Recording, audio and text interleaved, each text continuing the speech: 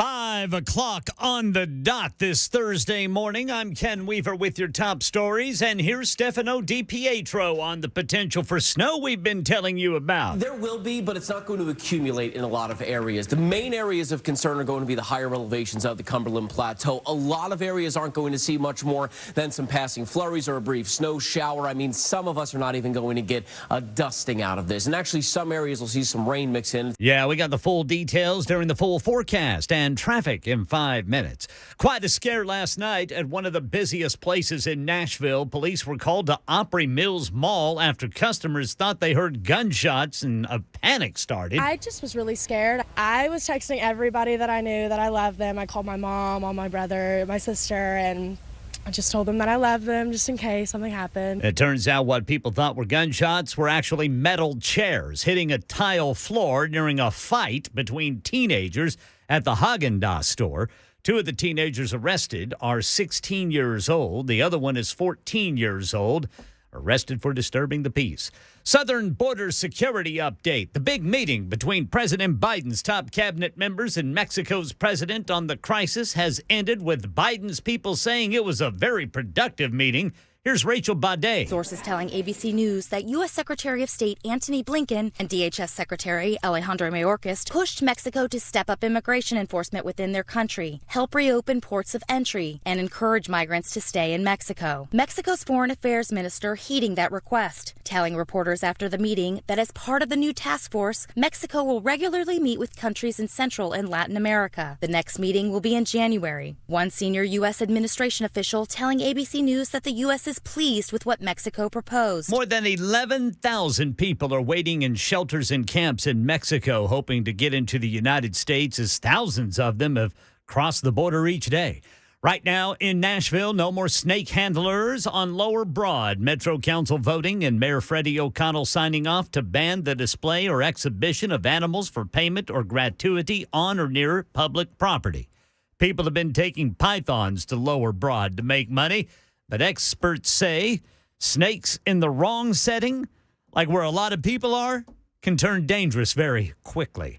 Market Numbers Report brought to you by Beacon Capital Management, online at beaconcm.com. Here's Derek Dennis. Stocks end up the day on Wall Street on this shortened week of trading. With just 3 days left in the year, major indexes are on track to post hefty annual gains. The Dow added 111 points. The Nasdaq gained 25. The S&P 500 rose about 7 points. Despite inflation, MasterCard's spending poll says holiday sales are up 3% this year compared to 2022. That's still slower than the nearly 8% increase from last year.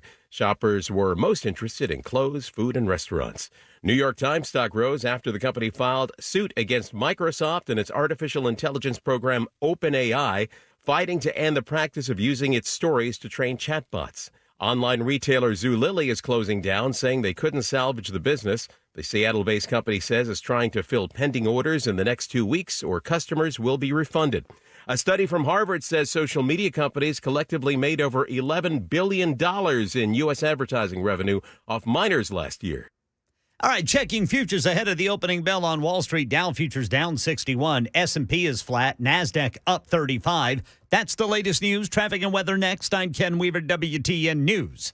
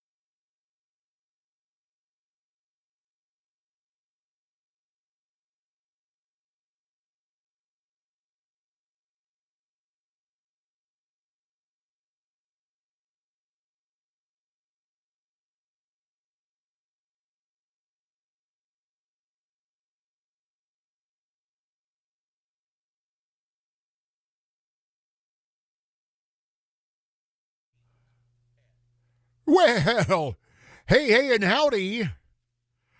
The recovering Congressman J.D. Hayworth in on this Thursday, December 28th, 2023. Some things don't change, like the number to call, 615-737-9986. 615-737-WWTN. Dan Mandis, normally heard at this time, was heard a little earlier this morning doing that whole national thing on Red Eye. So if your alarm went off early and you were kind of in that twilight zone saying, wait a minute, didn't I hear Dan Mandis? Well, it wasn't just the twilight. It wasn't that kind of groggy state in which we find ourselves from time to time. Of course, those of us who labor behind the microphone never suffer from hitting that snooze alarm when duty demands that we are in at dark 30. And here we are. Not only yours truly, but morning producer Mason, who is hard at work getting together what we call in the biz audio.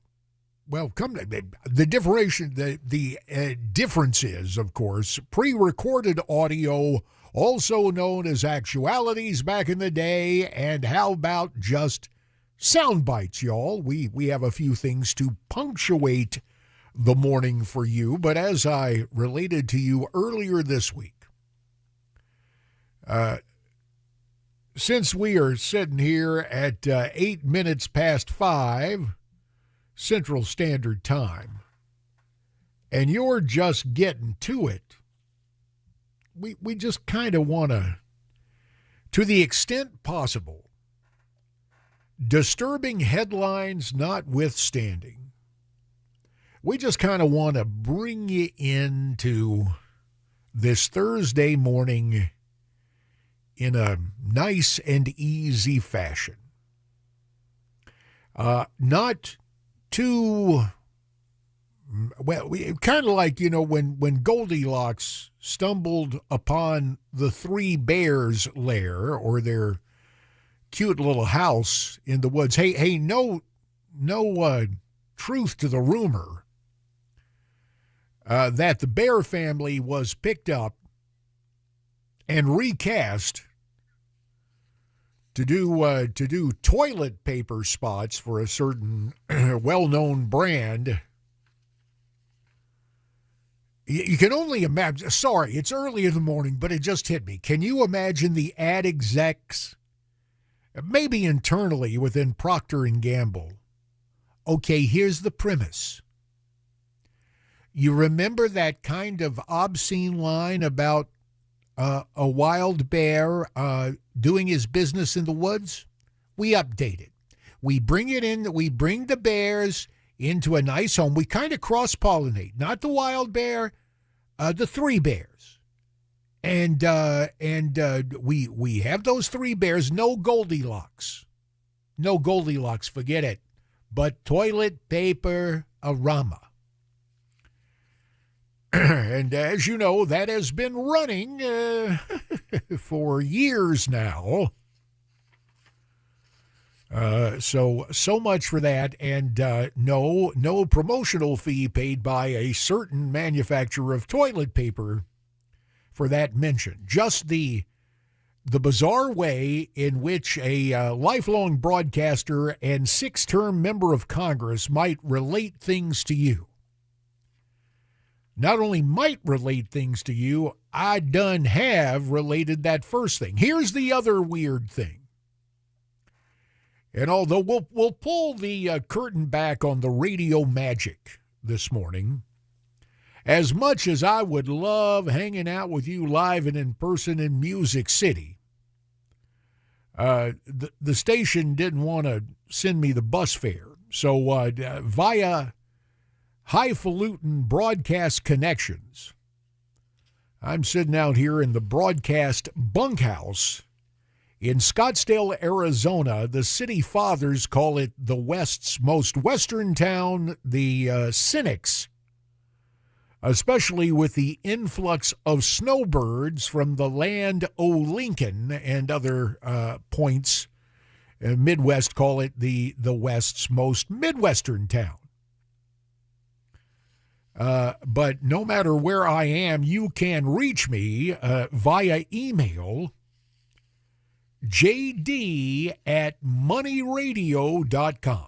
JD at, that little @ sign, moneyradio.com, all lowercase, the only punctuation, of course, before the COM.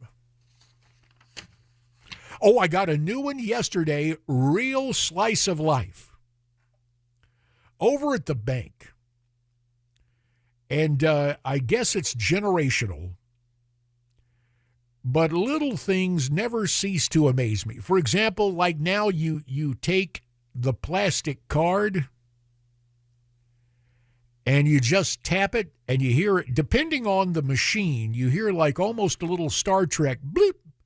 And that means all the info from yon card has been transferred to respective financial center for the transaction at hand, or in the case of showing up live and in person in the bank, as some of us still do, verifying that you are the person with the account, so forth and so on. So talking to the lovely young lady behind the counter, it dawned on me that there ought to be a whole new phrase for using that little card when one goes into traditional retail outlets, like the mall. They're still around, or for that matter, name your big box convenience store, or if you head over to Franklin and those charming little spots that I remember so fondly from years ago, if you use the little card there for the blink. And it dawned on me that a new euphemism for shopping too much and spending too much, are you ready for it? Prepare to incorporate this into your daily syntax in terms of conversation. Yeah, I went over to get that stuff for Aunt Mavis, and I couldn't help myself. I had to get a couple of things for Cousin Travis, too. Well, you look around, I was going to get 2 things. I ended up with 9 things. I reckon I just got, tap happy. So there you have it. Not since the marvelous euphemism of having a couple 18 pumps, that would be pops, that would be adult beverages at yon tavern, and claiming you were overserved. Now, when you spend too much money shopping, you just say you got tap happy, and that's why you're tapped out. Thank you. Thank you very much. I'll be here through tomorrow unless management thinks better. But right now at 15 minutes past 5, time to check where all those cars and trucks are. From the Paul Winkler WTN Traffic Center, time to get back to Jack Womack.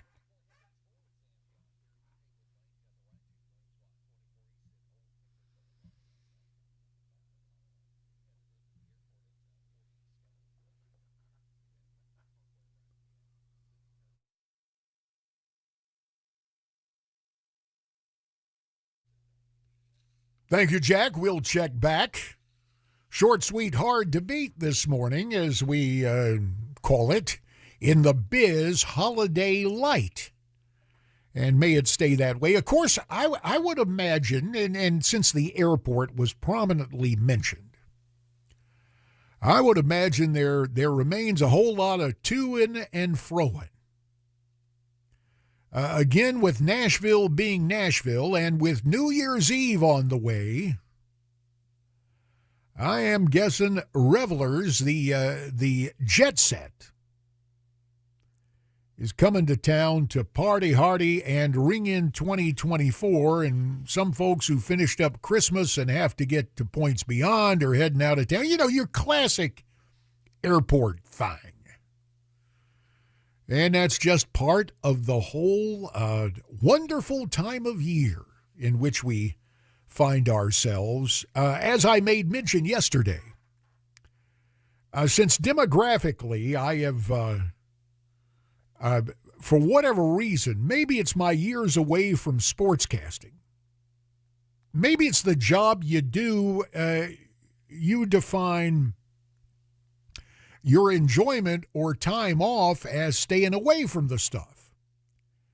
And if truth be told, when I was off the clock, as much fun as I had in sports broadcasting back in the day, when it was time off, and of course with marriage and family life and kidleys both live and in person and those on the way and the whole 9 yards of younger days as young marrieds to the lovely Miss Mary, family obviously would take up time. I would not, other than checking in on scores, I would spend time with my bride and the kiddos.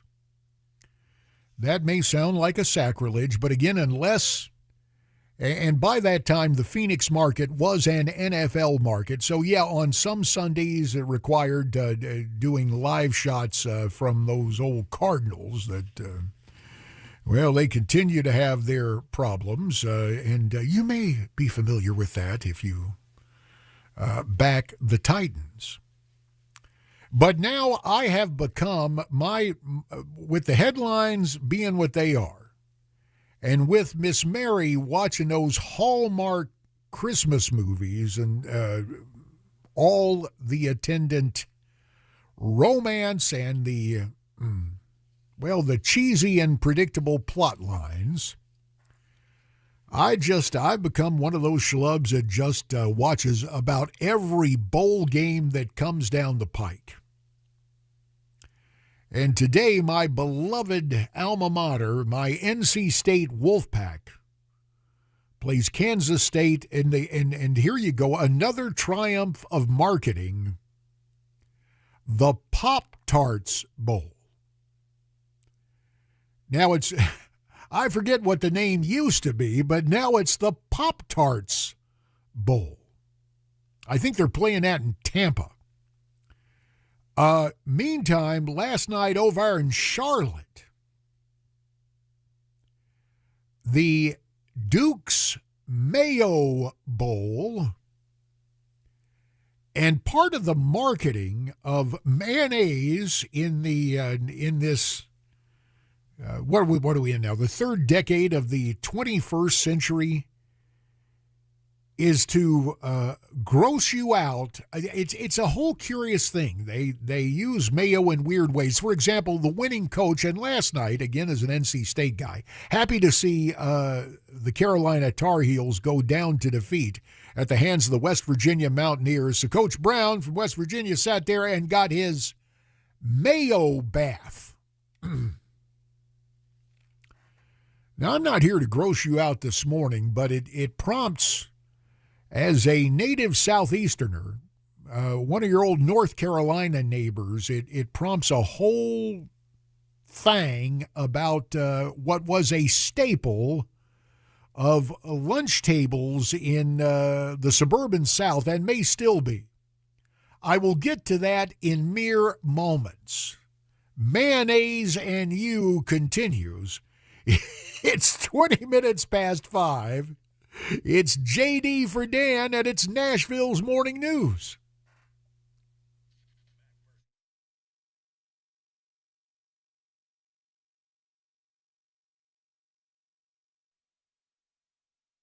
For many of us, generators are becoming a must-have household appliance. From unpredictable weather to surprise outages, it's better to be safe than sorry. Generator Supercenter of Nashville offers fast and easy installations with 24/7 service and monitoring to all brands of generators and expert repairs done right. Our mission is to make owning a backup generator simple and easy. Visit your local store today or check us out online. Generator Supercenter of Nashville. We serve all Middle Tennessee. Today's show happened because I saw a comment. He said, why don't you do something on doves and dove fields and how to find them and things like that. So yeah. All right. Good idea. It's past the opening day, but like you said, it can work. Yeah. Because the season is long. It runs for 90 days and there's 3 segments, so we're going to cover all that today. Let's rattle off the season. September 1 through September 28th is the first segment of Dove, and then October 14th through November 5th, and then December 8th through January 15th. 15 is your bag limit. So September 1 is opening day, and that's at noon in Tennessee. September 1st has been one of those days. I mean, you'll see guys. I mean, they'll take off work, have big cooking and getting together with friends, and it's kind of neat to see. Yeah. Historically, it's a huge social event. I'd say the majority of the hunters probably hunt opening day, opening weekend, and then won't pick up a shotgun until next year. So, we have 2 other segments besides this one.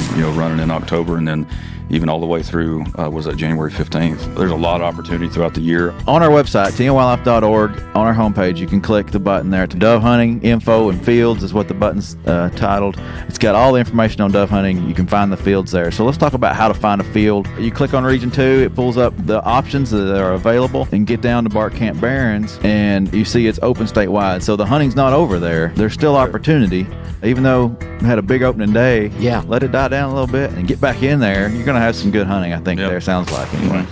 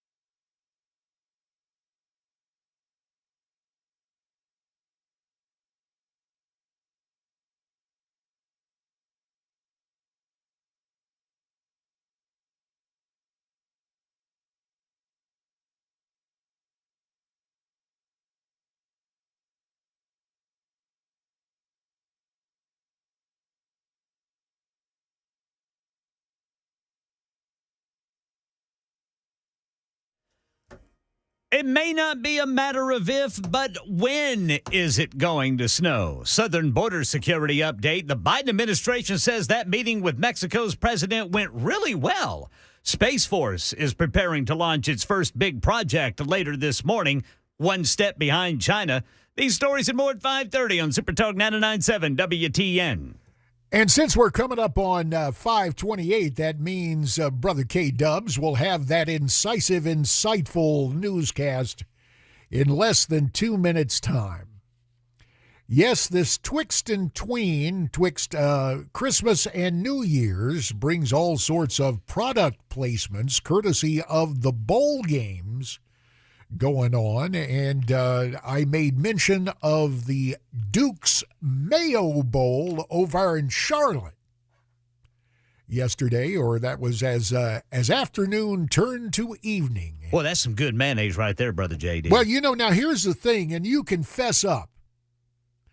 You don't need to be objective on this one, K-Dubs. You can let loose with your personal perspective. Now, growing up in the Southland, and as I explained to people, I still live in the South. It's just the Southwest. But as a North Carolina native, I was astounded and amazed and somewhat repulsed visiting friends at lunchtime as a kid. And, I wasn't really particular. But, peanut butter and banana sandwich, okay. But folks would make with Duke's it would be mayonnaise and banana sandwiches. No. I mean, and that is a delicacy for a whole lot of folks. One of my pals' mamas did not like, my folks taught me to say, you never, I'd prefer peanut butter, please. And man, was that lady hot. Like I had committed blasphemy right there at the table, not wanting to eat that mayonnaise and banana sandwich. So have you now or ever eaten, Ken Weaver, a mayonnaise and banana sandwich? Brother JD, I'm going to try it. I'm actually going to try it. Okay. Well, this obviously, hopefully not between newscasts, but later today, culinary delights for Brother Kenny Weaver. Now, we got to broaden this out. I want to talk to all of Middle Tennessee and everybody out there. I want you to fess up. Do you think a mayonnaise and banana sandwich is normal luncheon fare? I want to hear from you, 615-737-9986, 615-737-WWTN, or if you're ashamed to come on telephone and let me hold you accountable, JD@moneyradio.com. JD@moneyradio.com. I'll eagerly expect your emails, and not to get any further behind, since, oh mercy, time's getting away. Let's play that new sounder, get to Kenny. Here he comes.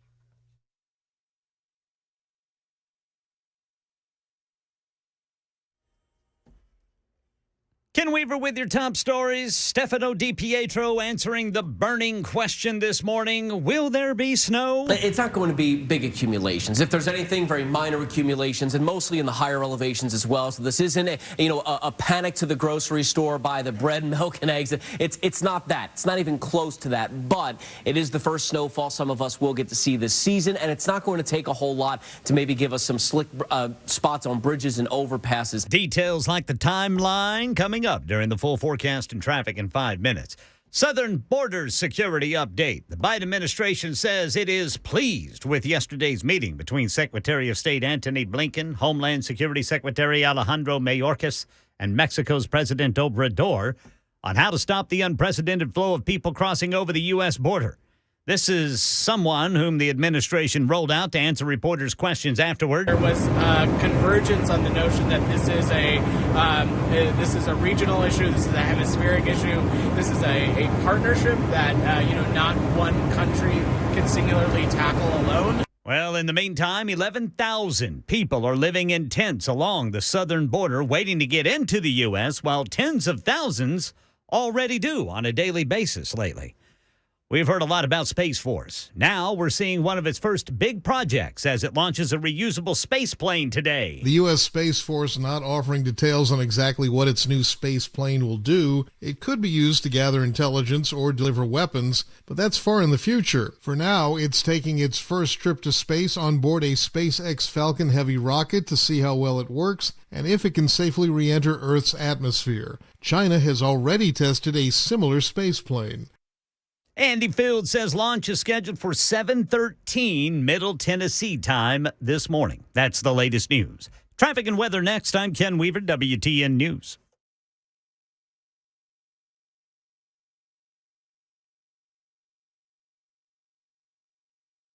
Hi, I'm Paul Winkler. Have you ever thought about why we invest in the stock market? Well, you often hear because we want to protect ourselves from inflation. Well, what is inflation? It's prices going up. Who's raising prices? Companies. What do you own when you own stocks? You own the companies raising prices, so it helps protect us from that. The other thing is this. Think about the most successful people you know. They're typically business owners. And you get to be a business owner when you invest in the stock market. Now, if we think about the stock market, a lot of people worry about, well, what if the stock market drops and it never comes back? Well, this is another thing that I like to explain to people. If the stock market goes down and it never comes back, what does that mean? That means that earnings went down and they never came back up again. So earnings went down. If earnings go down, what else goes down? Taxes go down. If taxes go away, what else goes away? The government goes away. If the government goes away, the FDIC goes away. So think about it. Everything is built on the stock market. That's why I don't ever worry about the stock market going down. Everybody has the same goal in mind when stocks go down. Get it to come back up because we got to get earnings to come back up. Now, you have two things at your control to get earnings to come back up. One is sales. We can change what we're selling or sell more of whatever we have if we can. And if we can't do that, we can reduce our expenses. And that's exactly what companies do. You'll notice that they lay off people when things get bad, and hence that is why the stock market has recovered from every downturn throughout all of history. Now, if you want to learn more about our approach to investing in financial planning, go to paulwinkler.com and set up a free 15-minute phone call or call 615-851-1950.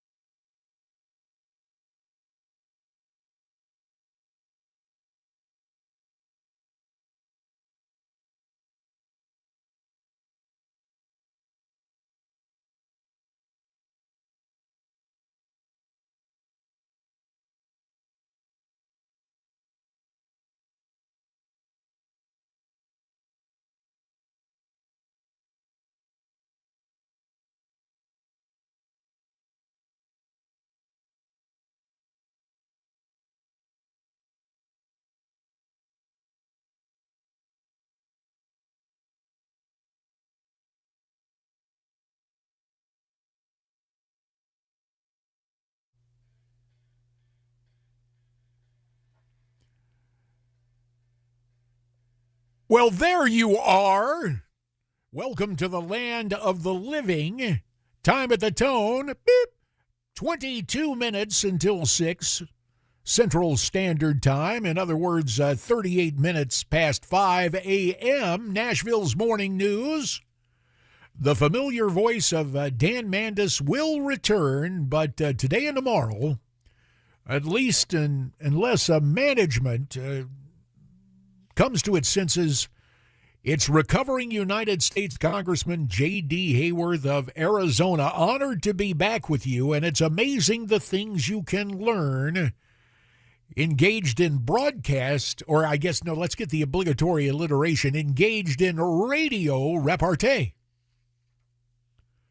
For example, newsman Ken Weaver admitted to us prior to that incisive and insightful newscast that when he punches out this morning or whatever time a intrepid news gatherer abandons his responsibilities Mike's side, he's going to grab a jar of Duke mayonnaise, slice up a banana, get out that white bread, and have a mayonnaise and banana sandwich. Yes, sir. And it's got to be the white bread. I mean, yes, sir. The kind that if you squeeze it too hard, it'll disappear.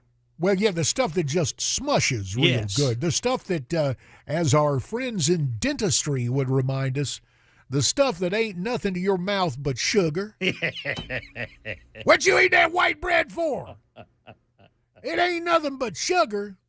And I think about the days when Captain Kangaroo used to peddle that Wonder Bread. Oh, yes. Yeah. Yes. And old Mr. Green Jeans, Clarence Lumpy Branham, had a little something else going at his New York apartment.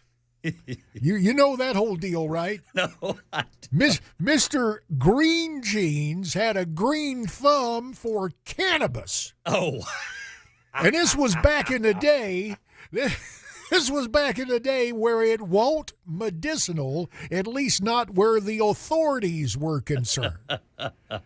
So if you ever saw Mr. Green Jeans coming into what they call the captain's, well, let's see. This shows you just how I pay inane attention to broadcast errata. When I arrived on the scene, it was called the Treasure House. That's where Captain Kangaroo hung out with Mr. Moose and Bunny Rabbit and all those ping pong balls. Yep. But later, for the 70s, they updated it. It was the Captain's Place.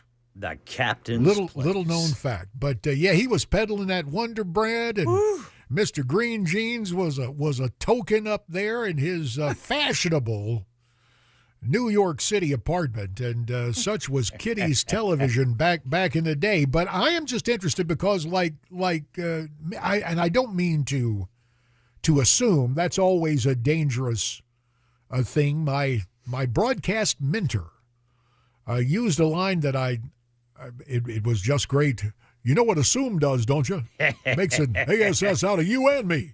And that lesson has stuck with me, so I've issued the proper disclaimer, K-Dubs, but your vocal pattern betrays that you, like me, may be a native son of the South, pretty much. Pretty much. I born and raised in Oklahoma and Texas. Oh, okay, so you one of them heartland Southerners. You're what they called the Southwest in Southern Living magazine, when somehow they forgot about Arizona, but in all those places brought to us by the Mexican-American War and then the Gadsden Purchase. Yes. So, yeah, you kind of a heartlander. So, yeah, the mayo and banana thing is a new thing to you. Okay. Yeah, I mean, I have always dipped my French fries in mayo. Uh-huh. I mean, that never was a big thing to me. That was just normal to me. Yeah, well, it ain't that ketchup. It's mayo. Right. Okay, sure. Yeah, it's a condiment. Yes, right. You can have that. Yeah, and I will say that Duke's is my favorite brand. Now Hellman's runs a close second, in my opinion, but Duke's is my favorite brand of mayonnaise. And Yes, sir. I'm definitely going to put some bananas on it between 2 slices of white bread. I'm going to give it a shot. Well, you will report back tomorrow morning in your role as a journalist who needs to know. You will report back tomorrow morning, I know, on the culinary pleasures that some people purport they obtain from white bread, Duke's mayo, and sliced nanners. I'm telling you, I'm hankering for it right now, and I am serious. That would be an interesting breakfast. Yes, it would. Last night during the bowl game, and the kid who's the play-by-play guy, this phenomenon of time passing. The kid grew up in my congressional district, and to my ears always is copping a plea for Carolina. That would be North Carolina, since I'm an NC State guy. I'm hypersensitive to any promotion of our arch rival. Anyway, the kid was, I shouldn't call him the kid, but anyway, I do. That's right. The ESPN play-by-play guy was espousing all of these alleged delicacies made with Duke's mayo, but they didn't get back to that basic white bread, and nanner, the mayo and nanner sandwich. Yeah. So that was a staple of life in the southeastern United States, at least in the Carolinas. I don't know if it made its way across the state line over to Tennessee. That was part of the reason for my question. But since we are mass communicating, I may have succeeded in making some of the listenership sick. Quoting Governor Pappy O'Daniel, are you there, brother JD? Well, there we go. Yes, that's right. Although thereby hangs an interesting tale. And having spent time in Texas, you may know this. The real-life Pappy O'Daniel was the Texas governor, later United States Senator W. Lee Pappy O'Daniel, not Aloysius O'Daniel. He was expropriated by the Coen brothers for "Oh Brother, Where Art Thou?" Right. Played by our old buddy, that was Charles Durning, as great I recall. Actor. We are mass communicating. The whole movie was great. Shake a leg, Junior. It's a good thing your mother died giving you birth. She'd have seen you, she'd have died of shame. Well, Junior has that great question for political science. Daddy, can we get some of that reform for ourselves? Which is the gimmick that runs through every campaign. But I digress. Well, anyway, just to raise the curtain on all the hoo-ha. But W. Lee Pappy O'Daniel, the Paul Harvey of the Pedernales, before most folks knew about Paul Harvey, was selling that flour. Passed the biscuits, Pappy, elected governor, and then he has the distinction of topping a youthful Lyndon Baines Johnson in the 1942 Texas Democrat primary for the U.S. Senate. And the real life, as Senator O'Daniel, Pappy introduced the first bill on term limits. Interesting. Yeah, there you have it. It's still in committee somewhere. They got to it. Because some folks, at politics, that spells two things: job security, in stark contrast to this business. K-Dubs, I appreciate it. Mercy, wait, the time's getting away, and I'm going to get in trouble. Let's play that traffic sounder, calls from the Paul Winkler WTN Traffic Center. Time to get back to Jack.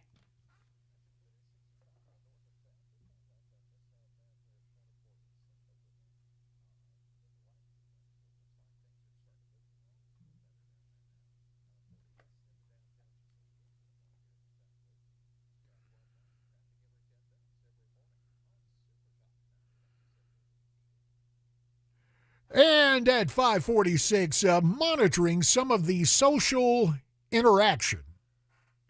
And it's interesting because I got family who went to school in Chapel Hill. I have dear friends who went to school in Chapel Hill. But it won't for me.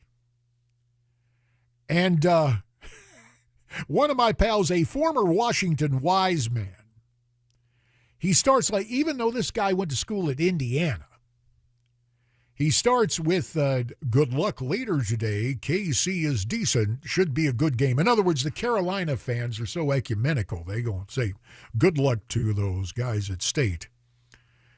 But then he writes, Matt Berry is a good dude. That's the ESPN studio guy most of the time on college football, but last night they let him out to do the game. Hypersensitive, you have a strong distaste from the boys from Franklin Street in Chapel Hill.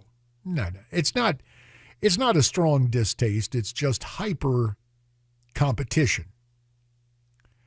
But this Washington wise man weighs in on the condiment known as Duke's Mayo. Duke's rules!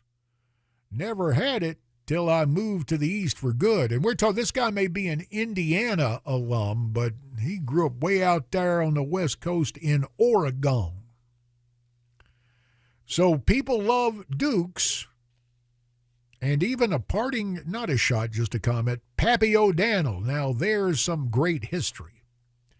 And happy to provide it, a little political trivia this morning to go with the broadcast trivia and the culinary curiosities concocted with not just any man. You see how genius it was for Dukes to get behind college football? Because they were doing that kickoff, at least the past couple of years, and then they got that bowl game over in Charlotte. And here we are. Too bad you can't retroactively charge for free advertising. So that seems to have worked. Coming up on the broadcast, Chris Matthews. Yeah, the guy that finally got in trouble in the Me Too era for giving voice to if Chris Matthews had just said what my old colleague in Congress would say about a striking woman. I don't mean striking woman. I mean a lady that slapped you. I mean an attractive woman. Howard Coble, the late, great Howard Coble of the 6th District of North Carolina.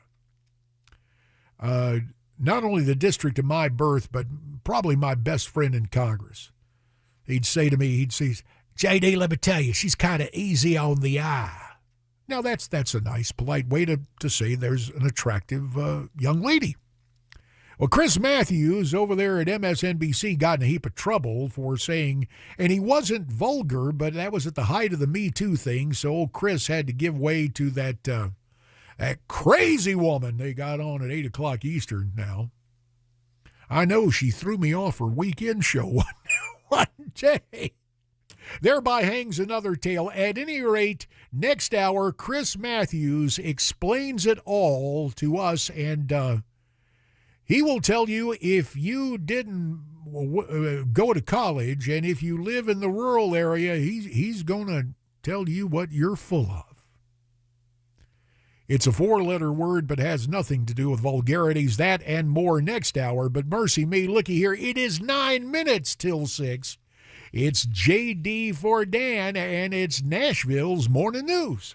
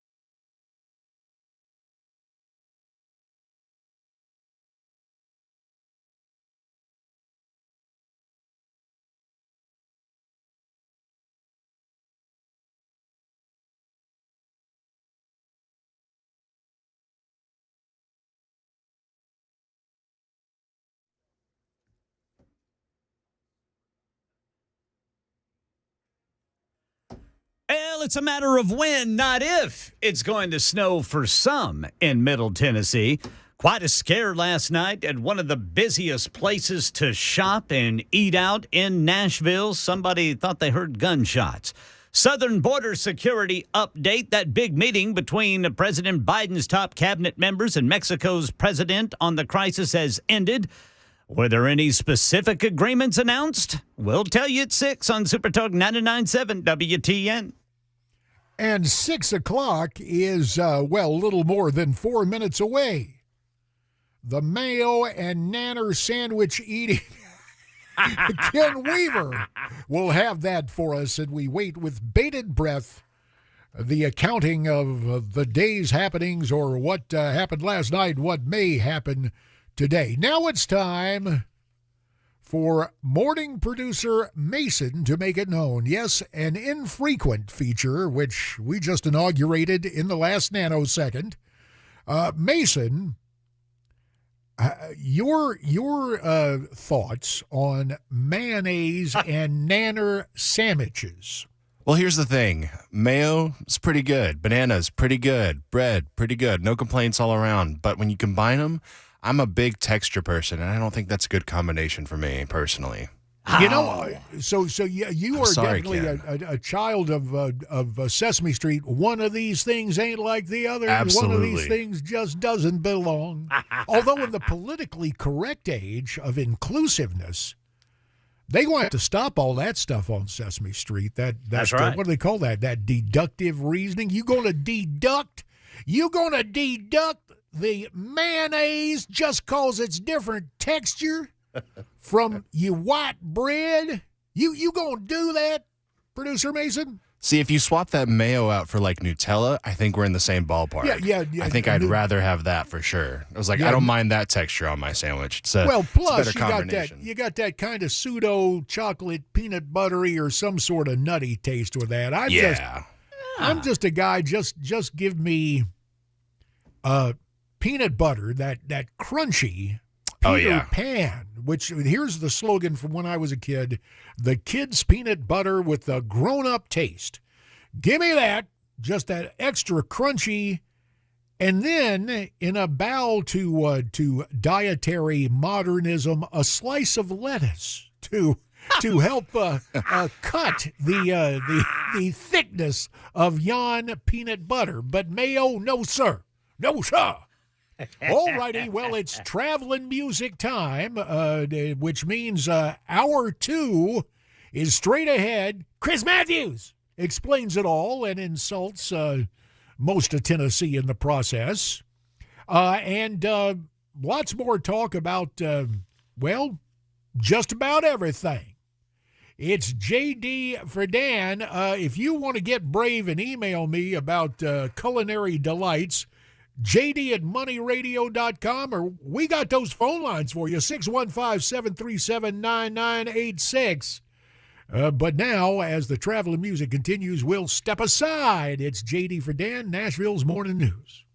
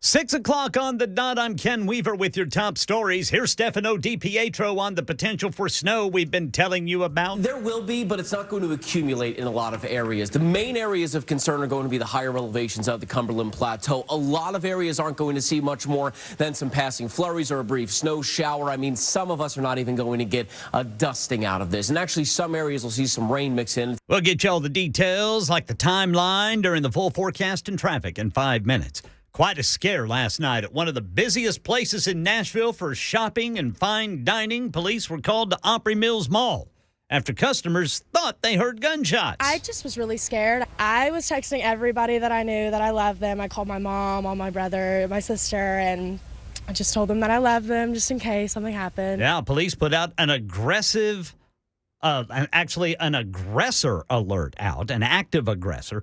Turns out what people thought were gunshots were actually metal chairs hitting a tile floor during a fight between teenagers at the Haagen-Dazs store.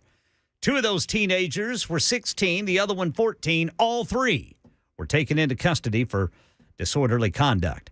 Southern border security update. The big meeting between President Biden's top cabinet members and Mexico's president on the crisis has ended without any specific agreements announced. Homeland Security Secretary Mayorkas saying he and Secretary of State Blinken had a very productive meeting with Mexico's president. That country's foreign affairs minister saying they will create a task force focused just on immigration issues, and they'll work with Central and Latin American nations to try and stop the flow of migrants. That group will meet again at the end of January. That's Andy Field reporting. By the way, more than 11,000 people are waiting in shelters and camps in Mexico, hoping to enter the U.S. or waiting to enter the U.S., as thousands already do and have each day here in the recent months.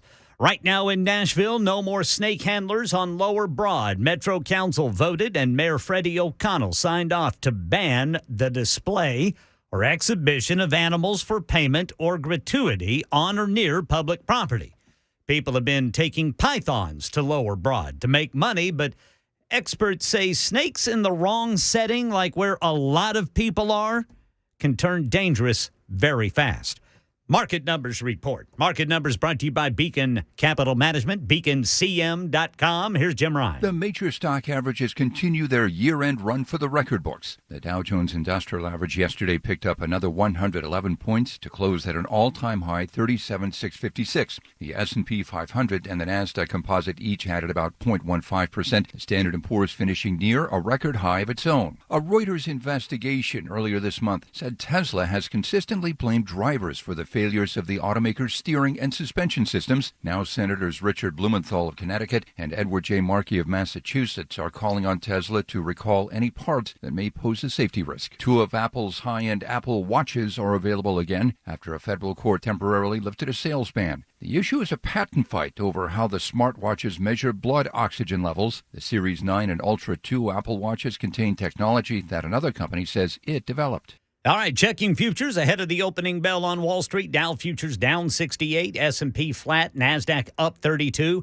That's the latest news. Traffic and weather next. I'm Ken Weaver, WTN News.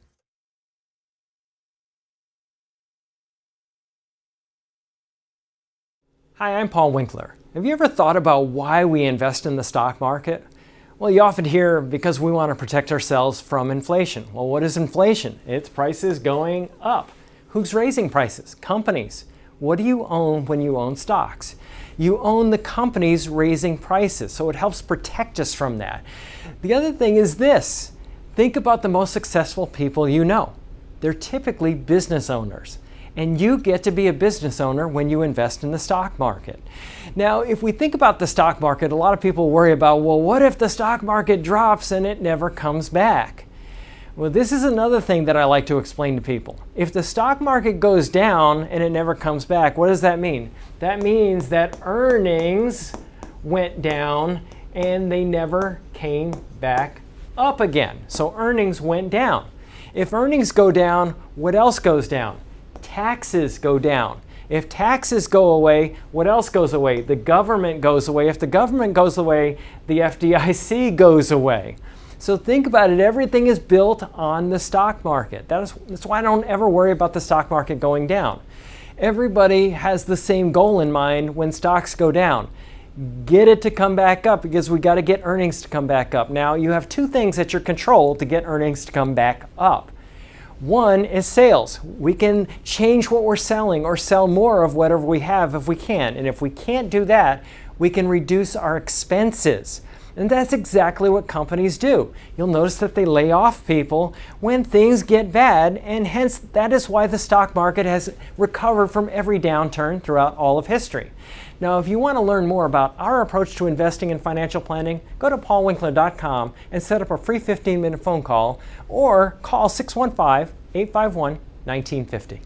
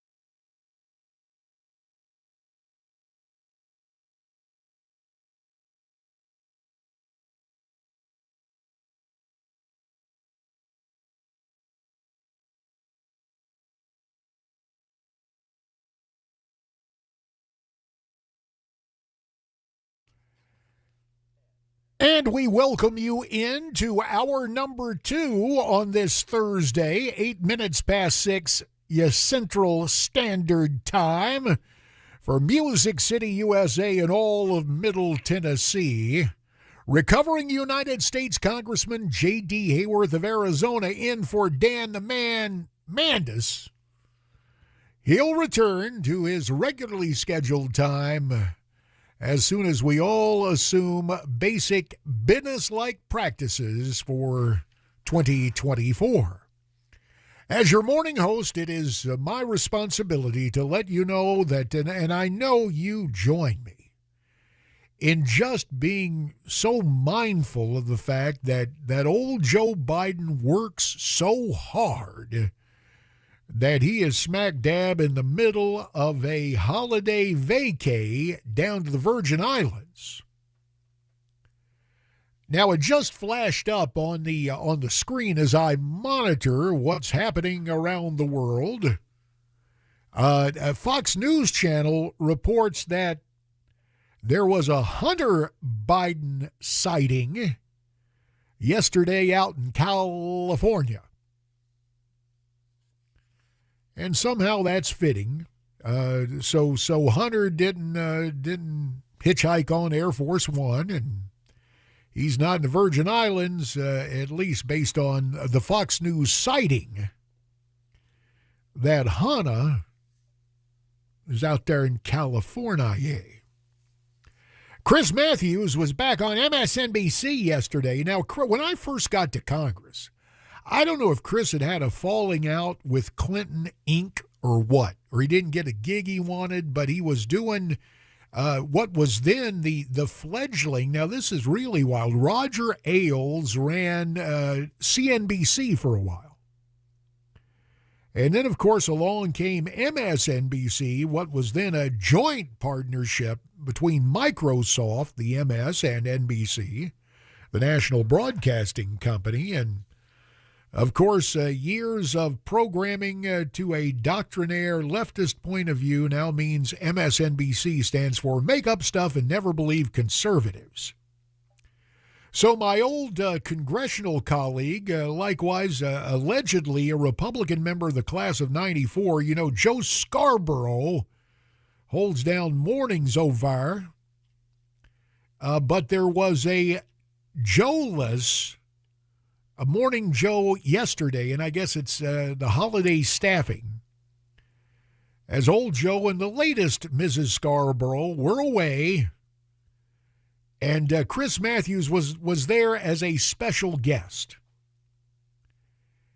And if you are one who hangs your hat or has an address in rural America, and you know who I'm talking to, Chris Matthews yesterday, you'll be pleased to hear this. He will let you know what you are full of. If you're a rural American, and the topper, if unlike Chris, and this is the thing that he went to school at Chapel Hill, if unlike Chris, you spurned an offer to go to UNC Chapel Hill or any other institution of higher learning, well, get ready, because Chris is going to tell you just who you are and what you feel. Take a listen to Cut 1. Because people that didn't go to college have a pretty good rage on their hands. That's what you really want in an election, is a rage. It can be black rage or white rage or rural rage. In this case, it's rural rage. They are so angry at the liberal establishment, the coastal elite. They look at people on television, they say, oh, those people on Saturday Night Live, those snarling rich kids, I know who they are. They're all trust funders. They don't have to worry about us. And the regular guy in the country goes, there they are, snarling and making fun of us again. And every time we make fun of Trump, we're making fun of them. That's the weird, it's a weird thing. But in a way, it's like fighting terrorism. I mean. All right, time out, Chris. Now, let me just spare you any more of your precious time. Chris comes with that observation, and talk about abstract reasoning. Well, first of all, he went off on this tangent about terrorism and the war between Israel and Hamas, and he never really reconciled all of that. It's a function, I guess, of growing up. So again, and this is echoes of what was reported about that triumphant night way back in 1994, when for the first time in 40 years, the Republican Party gained control of the United States House of Representatives. Peter Jennings was with us back then, and he did a commentary for ABC Radio. And Peter said what happened last night was the electorate threw a temper tantrum. Why, how on earth could conservatives get elected? Why, it couldn't be, and this is the whole framework of this network crowd and the whole leftist mindset. Well, it couldn't be love of country. It's got to be based on hate. It couldn't be enthusiasm for candidates and ideas. It has to be, as Chris Matthews just said, their rage. One thing he got right, and this is a kind of, politicians, anybody who runs for elective office would really love to have the link, whether you like Trump or not. Matthews is correct that the link between Donald Trump and Trump supporters is such that when the smart guys on cable TV start ragging on Trump, Trump voters take umbrage. And that is true, and that will affect what transpires on the first Tuesday following the first Monday in November of 2024 as we stand right now. But of more immediate concern, what's happening out there on the highways, byways, and the street in front of your house at 6:15. Let's check in from the Paul Winkler WTN Traffic Center. Let's get back to Jack.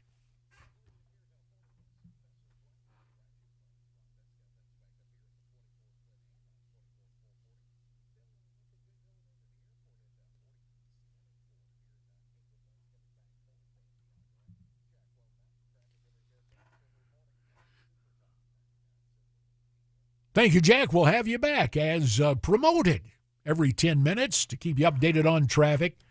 Well, I'm so pleased to hear from Cousin Todd. Cousin Todd Hayworth checks in this morning. And love Cousin Todd. He's my cousin, way distant cousin, because he and his crowd of Hayworths don't have a Y in their name. They're H-A-W Hayworths, but still... And Todd is a dues-paying member of the Hayworth Association, where they spell it H-A-W-O-R-T-H. So he knows all about the family tree. But today it's a testimonial from Cousin Todd. Hey, the fellas at work are really enjoying the show. Thanks for the fresh air in morning radio, Cousin Todd. Thank you for that familial shout-out. I appreciate it. And you may also want to give thanks that the fresh air you hear, just a little departure from the regularly scheduled Dan Mandis. Well, you can give thanks that the technological developments in broadcasting are such that it may sound like fresh air to you, but the microphone is not offering you an olfactory sense. In other words, a smelling sense of said fresh air, because twixt between the coffee and the diluted Diet Dr. Pepper, the morning breath is a bit excessive, but fortunately you don't have to catch a whiff of Jif, like we say. So there's that. More Chris Matthews. Now, the other thing, Chris is the expert because he grew up in the Philly suburbs. And so... since I can remember days in Washington, Chris Matthews has been looked upon as the sage of the Commonwealth of Pennsylvania, the key commentator on Keystone State politics. And he also offered this snapshot yesterday on Morning Joe, and basically reflecting what the current polls are saying. Chris Matthews, this is clip 2. Well, I think it's wide open. I think Trump could win. He could win in Pennsylvania. I can see the rural areas where it's been about 68% in those counties, 50-some counties, besides Pittsburgh and Philly, in that big middle T there. I can see him growing. I can see the minority vote sloughing off a bit. The women, of course, in the burbs can decide the thing. Yeah, right there. Thanks, Chris. Let me translate. Women in the burbs can decide the thing. And by the way, you need to know that when the House Republican Conference meets every week, but especially on those occasions when they invite in pollsters, what every one of the Republican members of Congress hear from the pollsters is, hey, now here's what suburban women think. You don't want to upset them.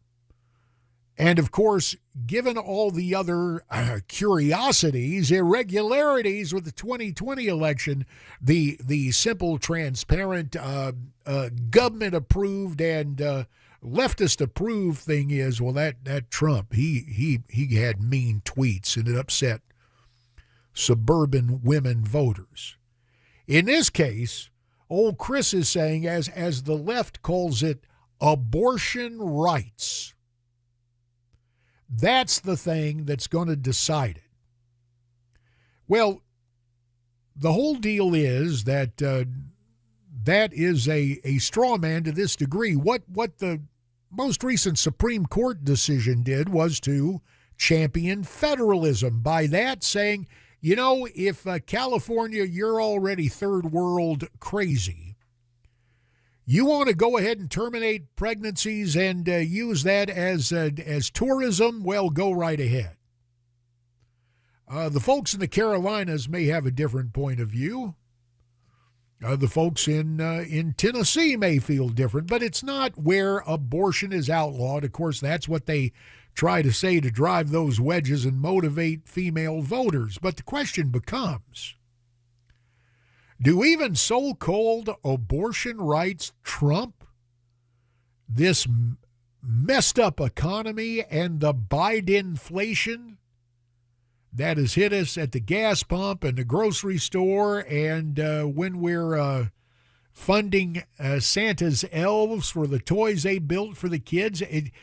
Really, is it going to come down to abortion and that's it? That's what Chris Matthews is claiming. I'm interested in what you have to say. And accordingly, I call on you to call on me. 615-737-9986, 615-737-WWTN. Mercy, 21 minutes past 6. JD for Dan, Nashville's Morning News.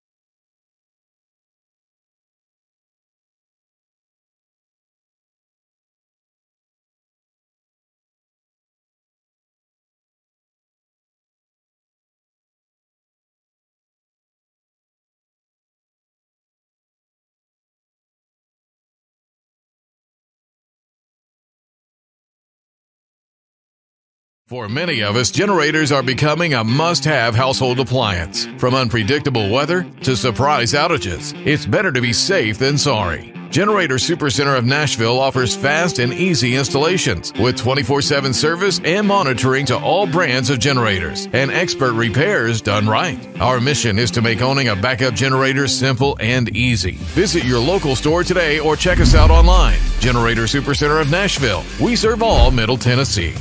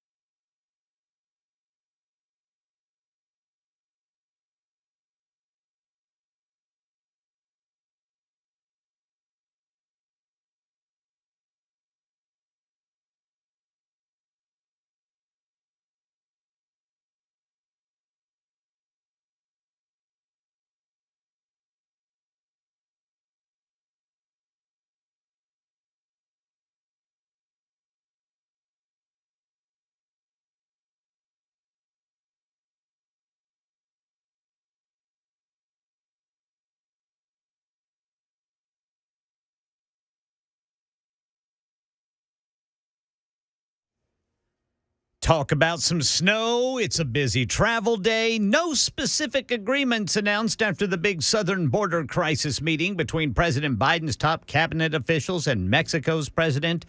And it's a big morning for Space Force. They're going to launch a space plane today. These stories and more at 6:30 on Super Talk 99.7 WTN. And Brother Ken will have that newscast for us in about 3 minutes' time at the beep. Boop. Yep, 6:27. Ken comes along at 6:30. Coming along via email to me, jd@moneyradio.com, comes the irrepressible Dana. Checking in, hey, JD, wasn't Chris Matthews the one who was, quote, physically stimulated with the thought of Barack Obama? Well, Dana, an interesting way to put it, as it went down, such as it was. I believe this was when Obama was rolled out as the Star Search leftist of the year. This would have been the Democrat convention in 2004.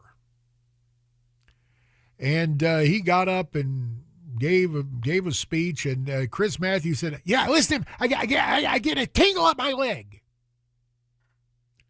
So there is the physical stimulation, and it never that one quote stuck with Chris Matthews. Whenever Republican conservatives would come on, especially Michelle Bachmann. Remember the Congress lady from Minnesota who ran for president? I believe was that 2012 or odd? Anyway, she mounted a campaign and knocked off her fellow Republican from Minnesota, Tim Pawlenty. Made short work of him in a debate, and boy, he scattered. But Michelle would go, "Thanks, Chris, for having me on. And what's that about the tingle up your leg?" She would say in that kind of Minnesota nice. So, yes, Dana, you are correct. It was Chris Matthews, and he will never live that down, so to speak. Now, already this morning on Nashville's Morning News, we have, in our first hour, we indulged the exotic nature of the southern delicacy, at least where I grew up, in the Carolinas, of mayonnaise and banana sandwiches, or translated to the southeastern vernacular, mayo and nanners on white bread. Coming up in mere moments, it's you feel free to call it a blue plate special. Although this has nothing to do with culinary delights, no, it's the license plate on the back of yon vehicle. We've got the top 10 in specialty license plates for the great state of Tennessee. And that is coming your way, amongst other things, when we continue. It's JD for Dan. It's 6:30, and it's still Nashville's Morning News. Hello, Kitty.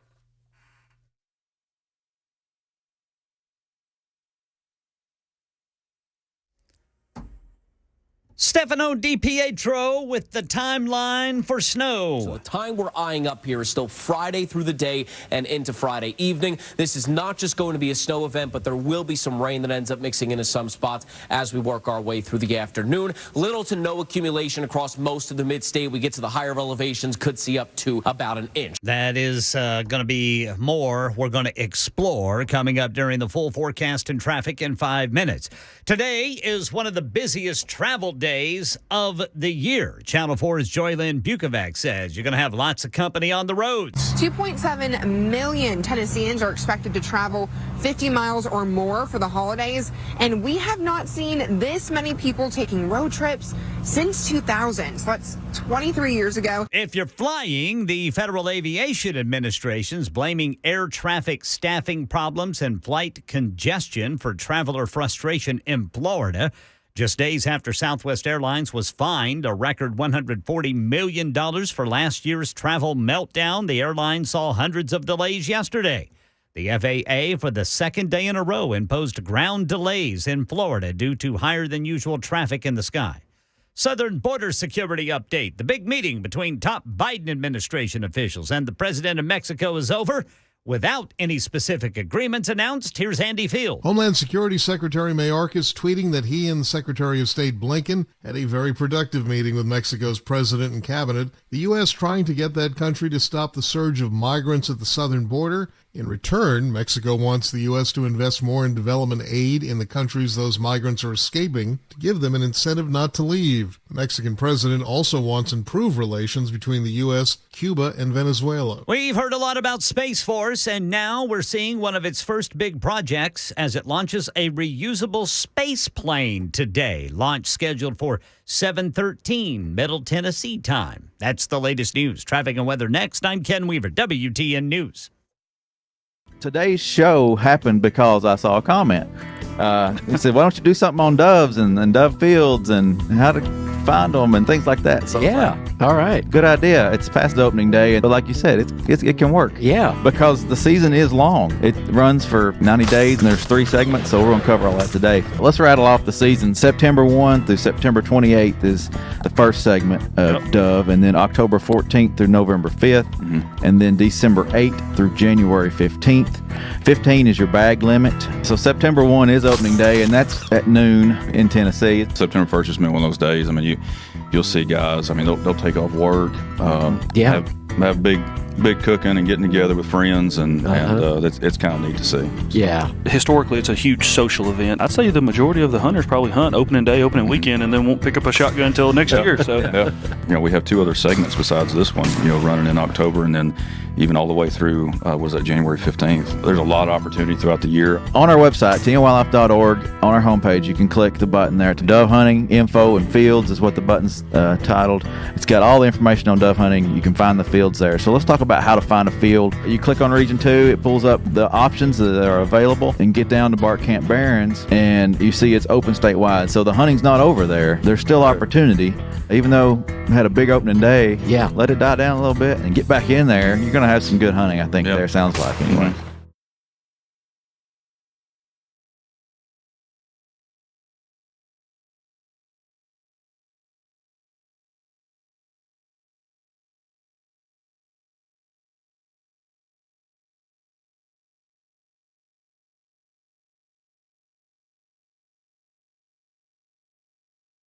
Awaken 180 is my solution for weight loss. Laughing, learning, friendships. Not the words normally associated with trying to lose weight. But with Awaken 180, you're not trying. Weekly weight loss while gaining the tools to keep it off. Free support for life, friends for life. Learn how over 17,000 clients succeeded with the solution for weight loss.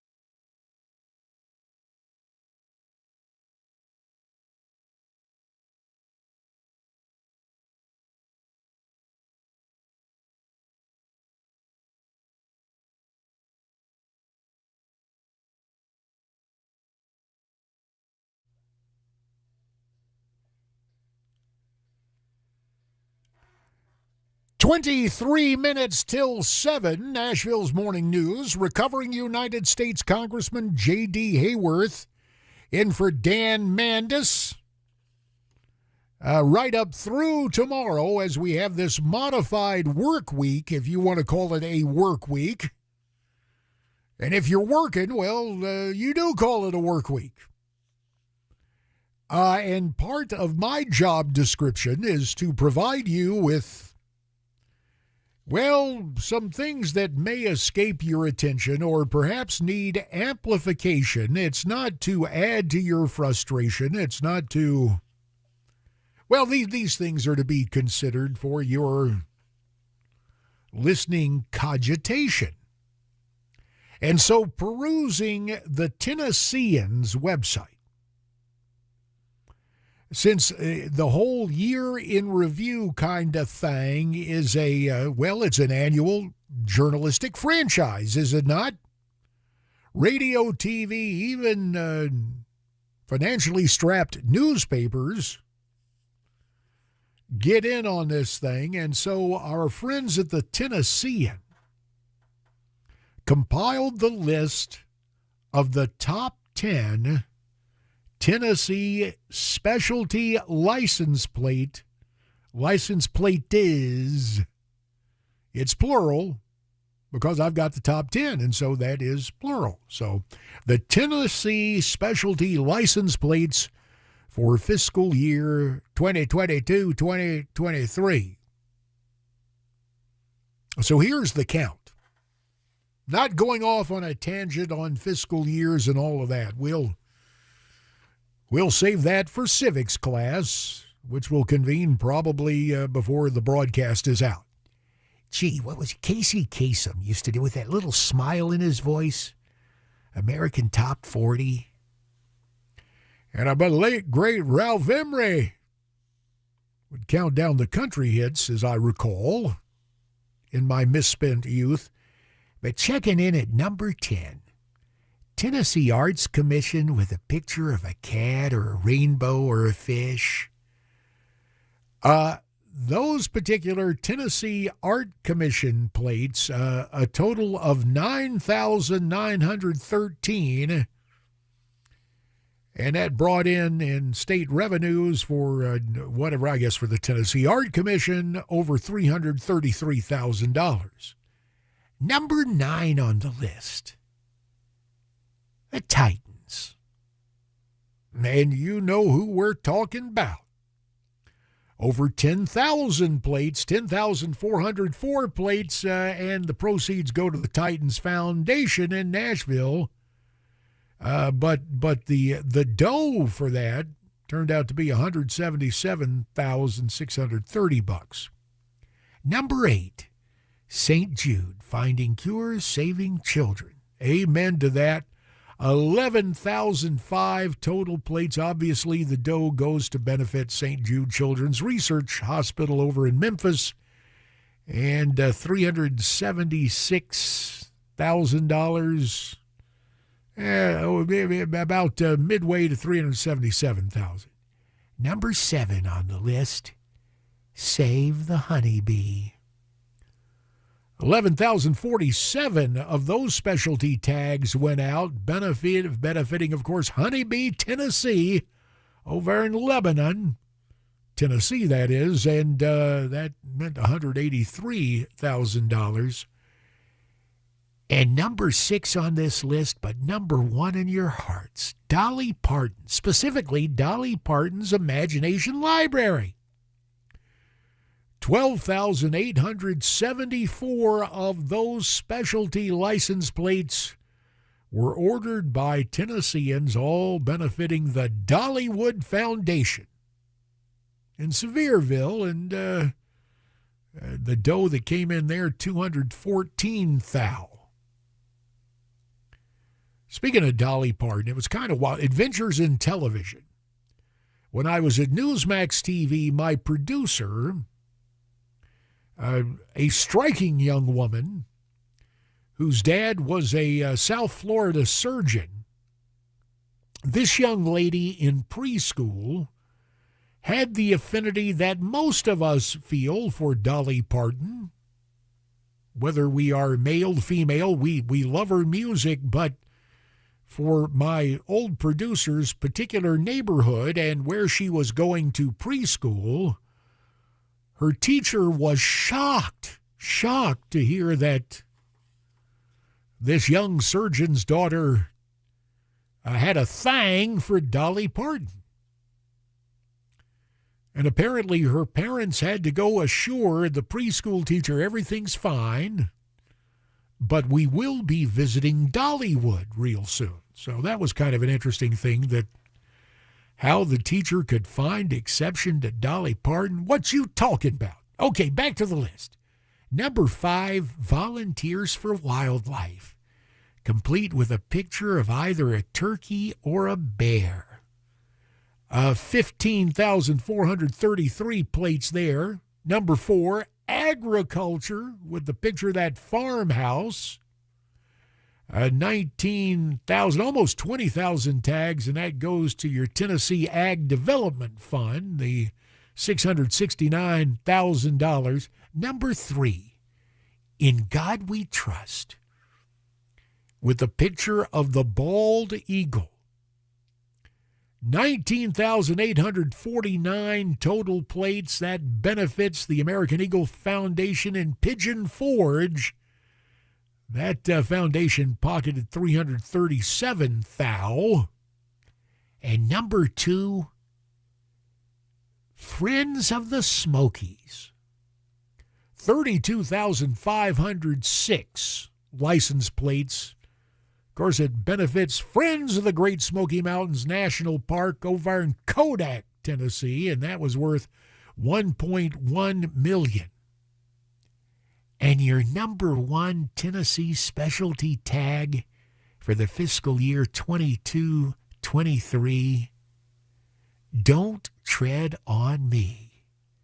Yeah, the Gadsden flag, benefiting Friends of Sycamore Shoals State Historic Park in Elizabethton. 619,000 from those plate sales. Now, the Tennessean, being the Tennessean, they had to have a paragraph. Some consider use of the Gadsden flag and the Don't Tread on Me tag racist. But then again, that's the Tennessean. Most of us understand history.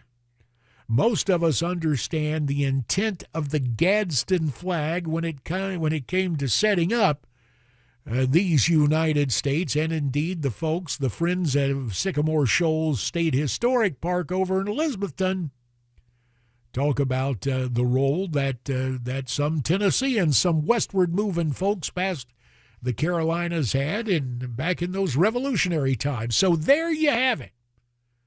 Your top 10 specialty license plates, and some of those are moving around on the roads right now. In fact, at 7:15, once again, it is time to check in from the Paul Winkler WTN Traffic Center. It's back to Jack.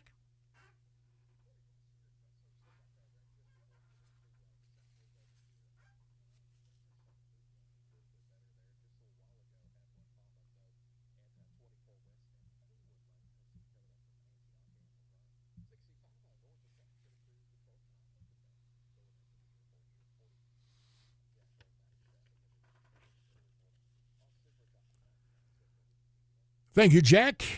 It is 14 minutes until 7. Next hour, we'll get into yon border stuff. We will also hear from Donald Trump, 45th President of the United States, who hopes to become the 47th. And in so doing, if you remember your history, you certainly, Mr. Trump is a force unto himself, but for shorthand, some historians might call him, his goal is to become the Republican Grover Cleveland of the 21st century, because old Grover, if memory serves, was it the 20th and 22nd? No, I beg your pardon. The 22nd and 24th President of the United States. Twixt and tween was the term of Benjamin Harrison of Indiana, if you're scoring at home. So Donald Trump has a new and entirely appropriate nickname for Joe Biden. We'll share that with you.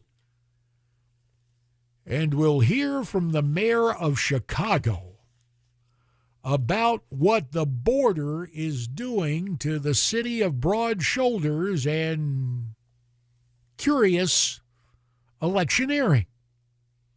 That'll come up later on. But right now, how about a check-in? Old Joe Biden may be on his Virgin Island vacation. But what awaits him back in Washington, even with frequent ice cream breaks and naps, when he returns to 1600 Pennsylvania Avenue, tain't gonna be pretty.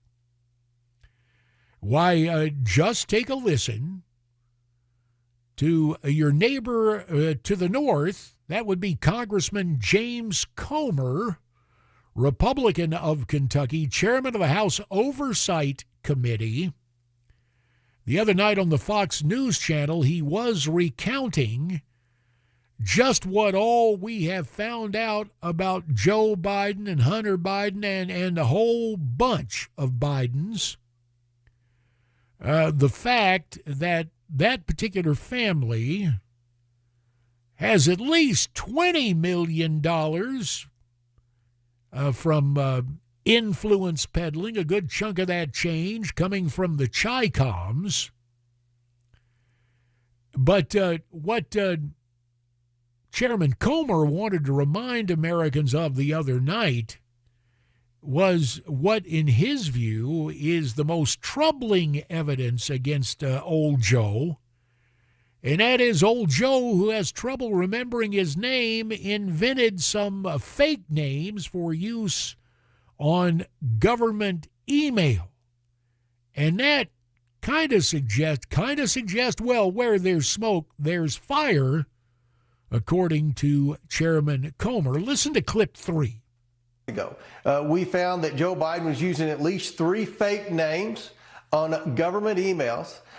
What we didn't know until recently was that he was in fact using those pseudonym emails to communicate with not just his son, Hunter Biden, but also with his shady business associates. There you have it. Thank you, Mr. Chairman.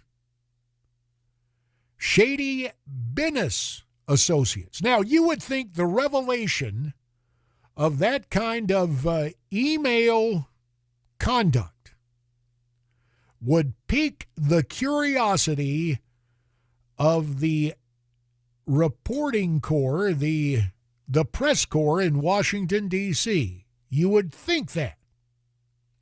But when we continue the saga of how to remain almost terminally incurious, Chairman Comer will have that for us. Right now, it's 10 minutes till 7. That means it's 6:50. And it's J.D. for Dan on Nashville's Morning News.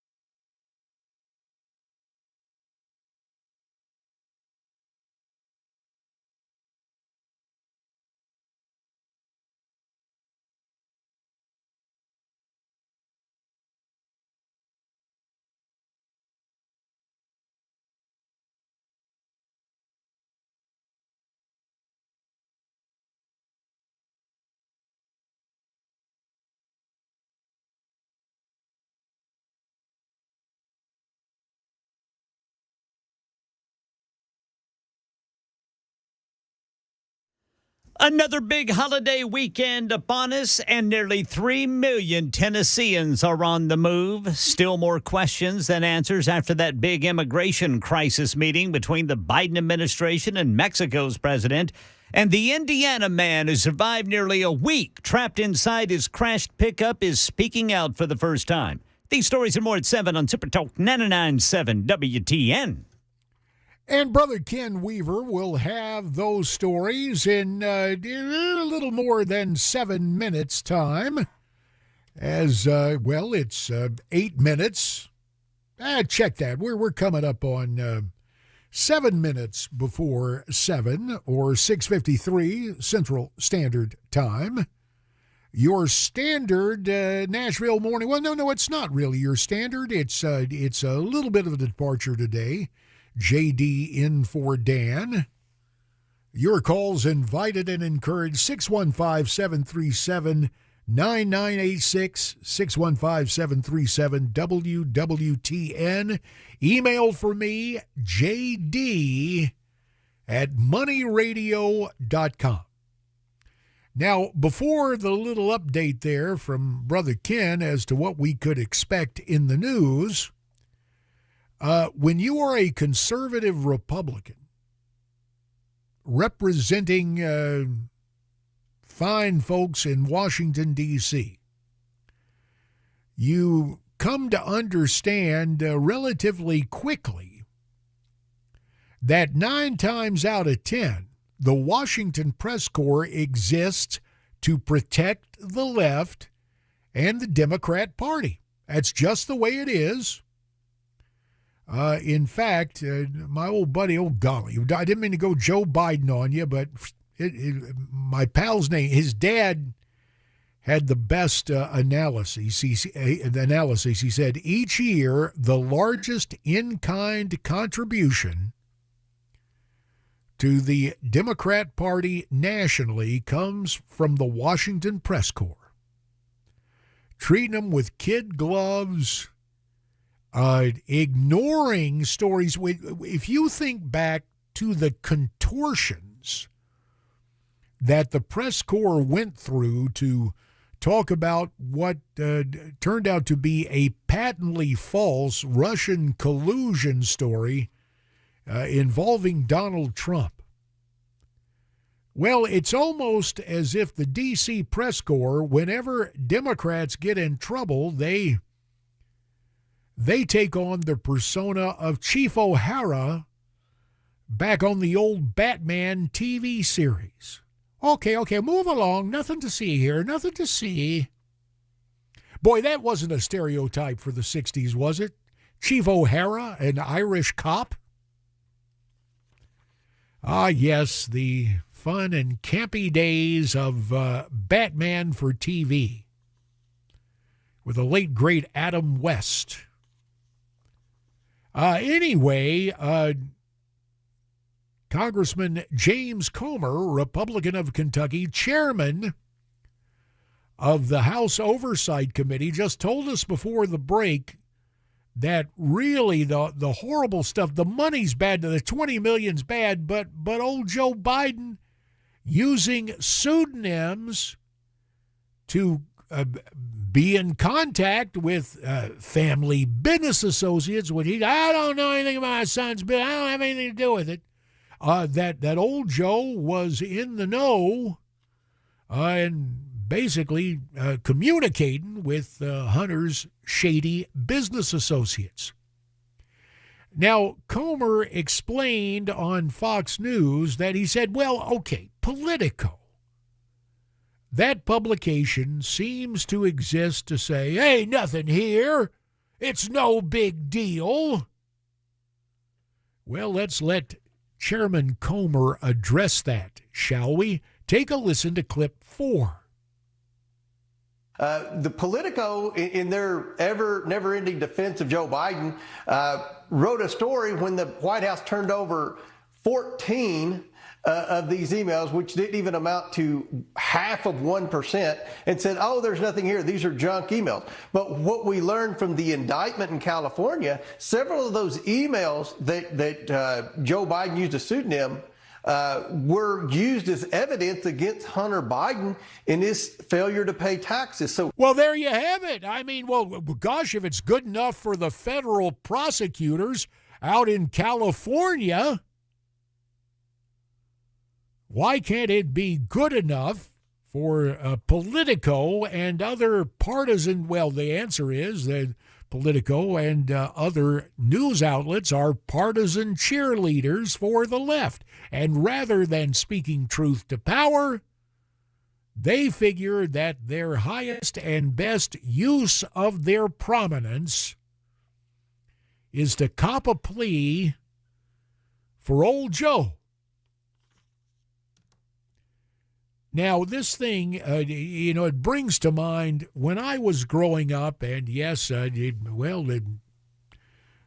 political research, I can see the opposition folks now.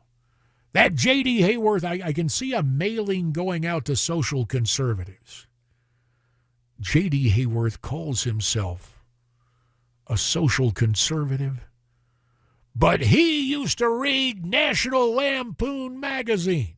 You bet I did. And Nat Lamp had a National Lampoon was an equal opportunity insult vehicle. It's the way, think of the way late shows used to be on network television before the Trump era, and the joke became, hey, Trump SUX, or a variation thereof for the late night shows. They did a bit when I was coming along. Woodward and Bernstein had written the book about Dick Nixon and all the president's men. Well, Nat Lamp was doing, hard to believe, a parody on if JFK, if that horrible event in Dallas had not taken place. And as they wrote it, JFK was about to run, I guess, for his 5th term as president. And they had a little ad, coming soon. Maybe 1 or 2 of the president's guys tops. How Woodward and Bernstein saved the last election for Jack. Well, the fact is, the press admits, it seems, not to jack squat when the Biden family has their fingerprints all over this stuff. They're just trying to cop a plea. But Donald Trump has the right label for old Joe. We'll share it with you next hour. Right now, it's coming up on 7. JD for Dan, and Nashville's Morning News continues.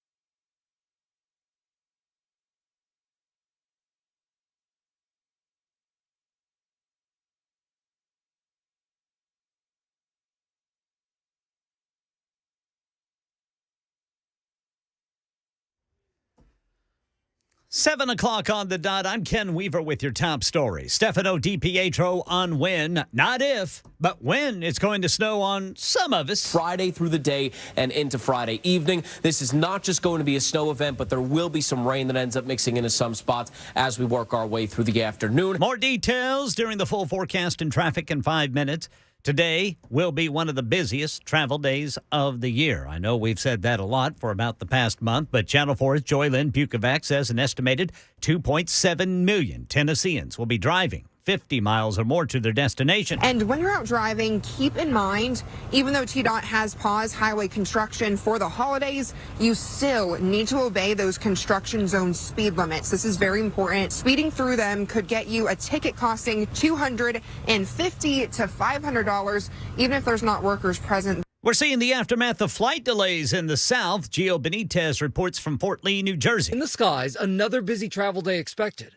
Travel troubles not limited to weather. Southwest Airlines encountering a number of bird issues this past week. A Southwest flight bound for Austin turned around and returned to Fort Lauderdale yesterday following a bird strike shortly after takeoff. You need a emergency vehicle. We need everything you have. This is the second bird strike for Southwest in the last week. Storms caused delays too, but we still saw more than 2.6 million people traveling by air. Southern border security update. No specific agreements to report from yesterday's big immigration crisis meeting between the President Biden's top cabinet members and Mexico's president. Secretaries Blinken and Mayorkas were hoping to convince President Lopez Obrador to do more to curb the flow of migrants, including ramping up enforcement at Mexico's own southern border. This month, the Border Patrol has said it's encountered as many as 10,000 people crossing daily into the U.S. Going into the talks, the Mexican president said the U.S. should focus more on helping poorer countries than on building walls or putting barbed wire in the Rio Grande. As Stephen Portnoy reporting, Mexico's foreign affairs minister told reporters after the meeting that a new task force in Mexico will regularly meet with countries in Central and Latin America, that next meeting in January.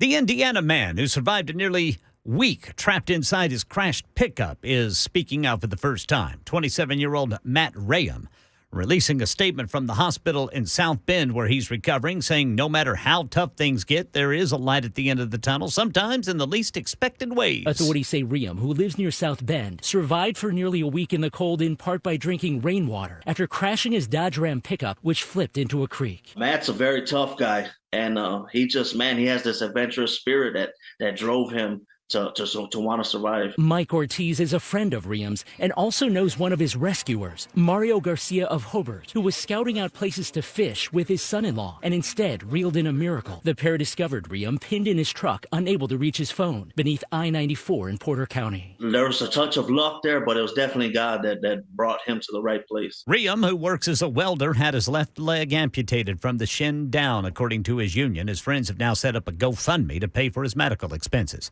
Market Numbers Report. Market Numbers brought to you by Beacon Capital Management. Online at beaconcm.com.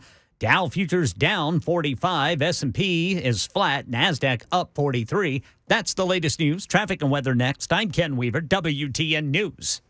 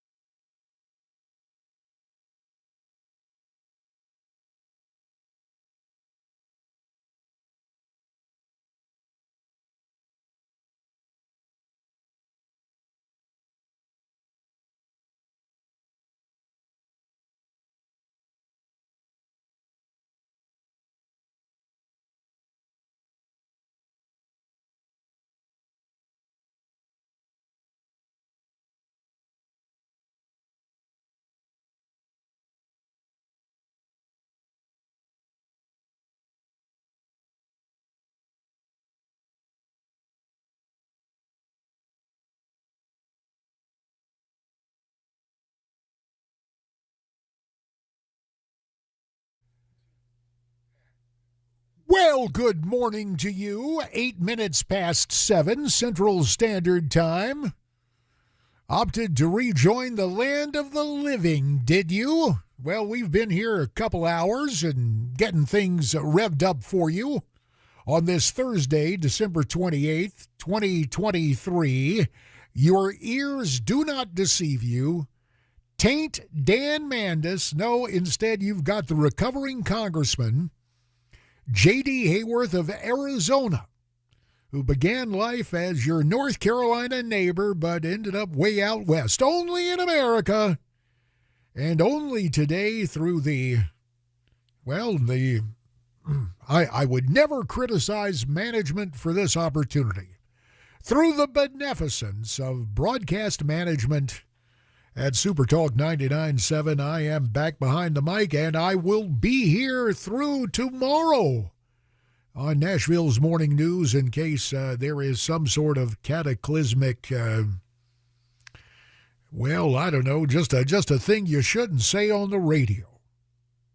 Well, maybe I've done that already a few times, but not career-threatening, at least not to my knowledge. I mentioned the land of the living. Before you and I part company at 9 a.m., I guess you'd call this guy a comic, a music, and a political icon of the turbulent 1960s. Has taken a detour from here to hereafter, and I will talk about that gentleman and just some of the controversy the guy courted. That is Tommy Smothers. Tommy left us yesterday, of course, half of the Smothers brothers. Now, that is a litmus test for kids growing up in terms of cultural awareness. Yes, if you're a boomer, you know all about the Smothers brothers. If you don't, we'll educate you and enlighten you before we part company later today. This hour, coming up, just as assuredly as the Swallows return to San Juan Capistrano or the Buzzards go back to Hinckley, Ohio, the whole border mess continues to make headlines, and we will hear from the mayor of Chicago.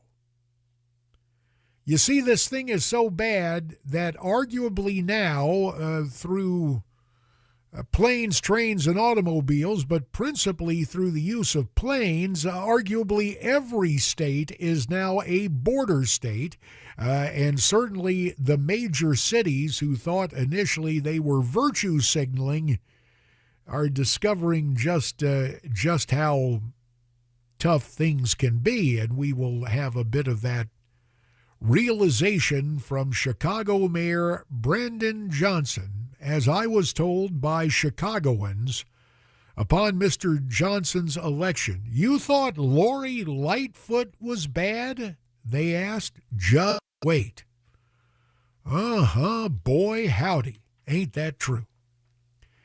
Now, before the break last hour, we were listening to our friend Congressman James Comer, Republican of Kentucky, chronicle all the bad stuff that the Biden bunch has been up to, and also take into account the way in which the Washington press corps remains remarkably incurious when it comes to some things that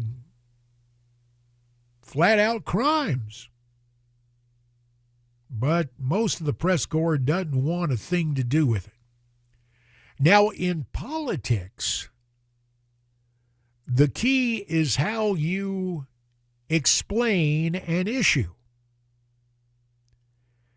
And Donald John Trump, the 45th president, is a master of disruption politically. In fact, during his days in the White House, which may yet return following the next election, I often called Mr. Trump the disruptor in chief. Because for my generation of politicians, the notion was that somehow we needed to combine the poetic prose of Jack Kennedy and Ronald Reagan and speak in far-flung, highfalutin phrases that would strike a responsive chord with the American people. My old congressional colleague and former Oklahoma quarterback and one heck of an athlete, J.C. Watts.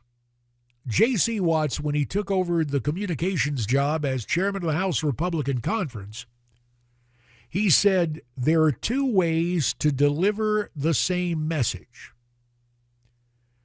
You could say, "Woman, you got a face that would stop a clock." Or you can say, "Darling, when I gaze into your eyes, time stands still."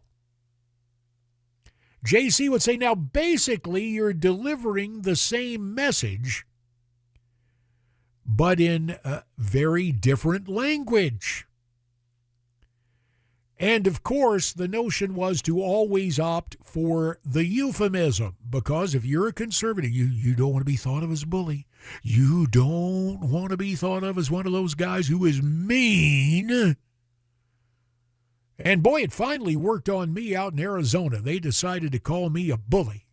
And back when people still read the newspaper out here, it caused some problems and, well, got me one of the things that helped get rid of me in elective office. So all of that goes on. But the interesting thing about Donald Trump, and what gives me a chuckle, is the fact that he chucks all of that stuff about always being the diplomat. Evidence of that is coming up in mere moments. But right now at 7:15, once again, time for a check of traffic from the Paul Winkler WTN Traffic Center. Here's Jack.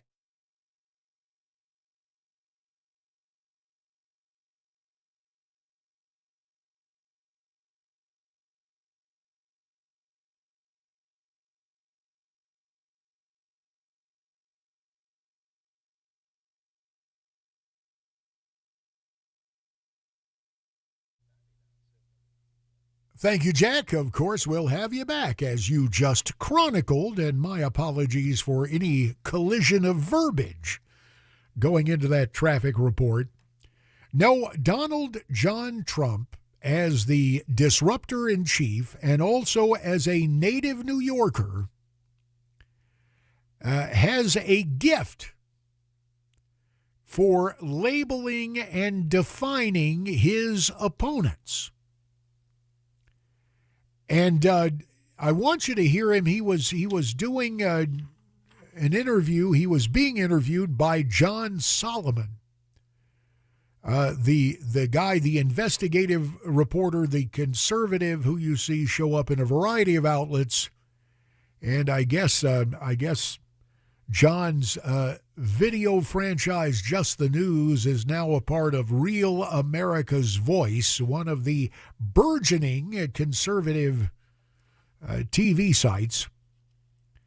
So Donald Trump joins John Solomon via telephone to talk about Joe Biden and Mr. Trump, who, of course, attended the University of Pennsylvania, went to Penn, and went through the Wharton School of Business. He almost went out to Southern Cal to study film production, to study the movie business.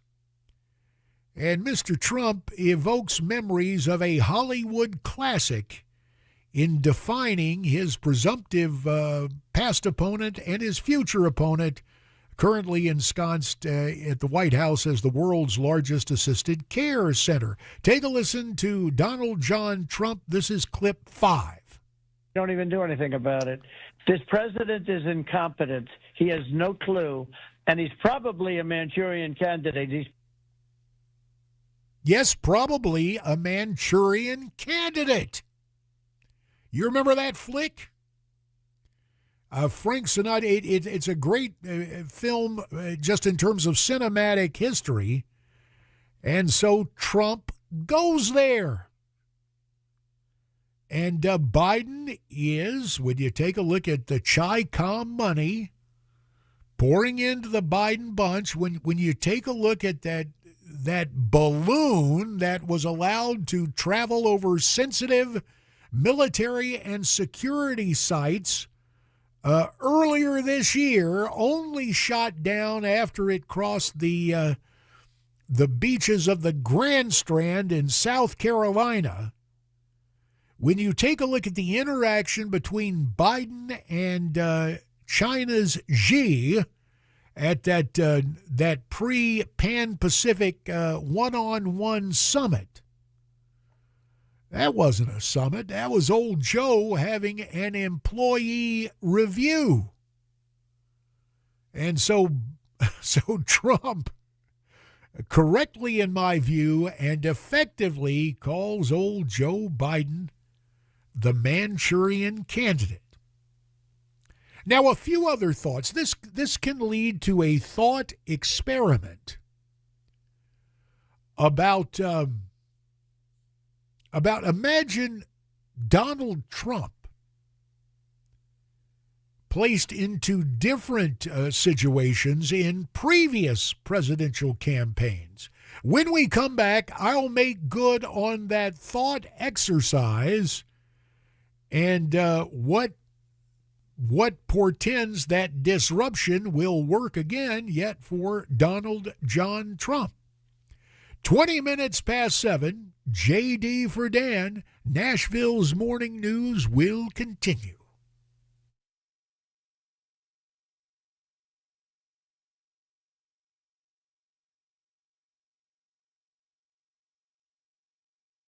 Today's show happened because I saw a comment. He said, why don't you do something on doves and dove fields and how to find them and things like that. So yeah, all right. Good idea. It's past the opening day, but like you said, it can work. Yeah. Because the season is long. It runs for 90 days and there's 3 segments, so we're going to cover all that today. Let's rattle off the season. September 1 through September 28th is the first segment of Dove, and then October 14th through November 5th, and then December 8th through January 15th. 15 is your bag limit. So September 1 is opening day, and that's at noon in Tennessee. September 1st has been one of those days. I mean, you'll see guys. I mean, they'll take off work. Have big cooking and getting together with friends, and it's kind of neat to see. Yeah. Historically, it's a huge social event. I'd say the majority of the hunters probably hunt opening day, opening weekend, and then won't pick up a shotgun until next year. So, we have 2 other segments besides this one. Running in October, and then even all the way through January 15th. There's a lot of opportunity throughout the year. On our website, tnwildlife.org, on our homepage, you can click the button there. Dove hunting info and fields is what the button's titled. It's got all the information on dove hunting. You can find the fields there. So let's talk about how to find a field. You click on Region 2, it pulls up the options that are available, and get down to Bark Camp Barrens, and you see it's open statewide. So the hunting's not over there. There's still opportunity. Even though we had a big opening day, let it die down a little bit and get back in there. You're going to have some good hunting, I think, there, sounds like, anyway.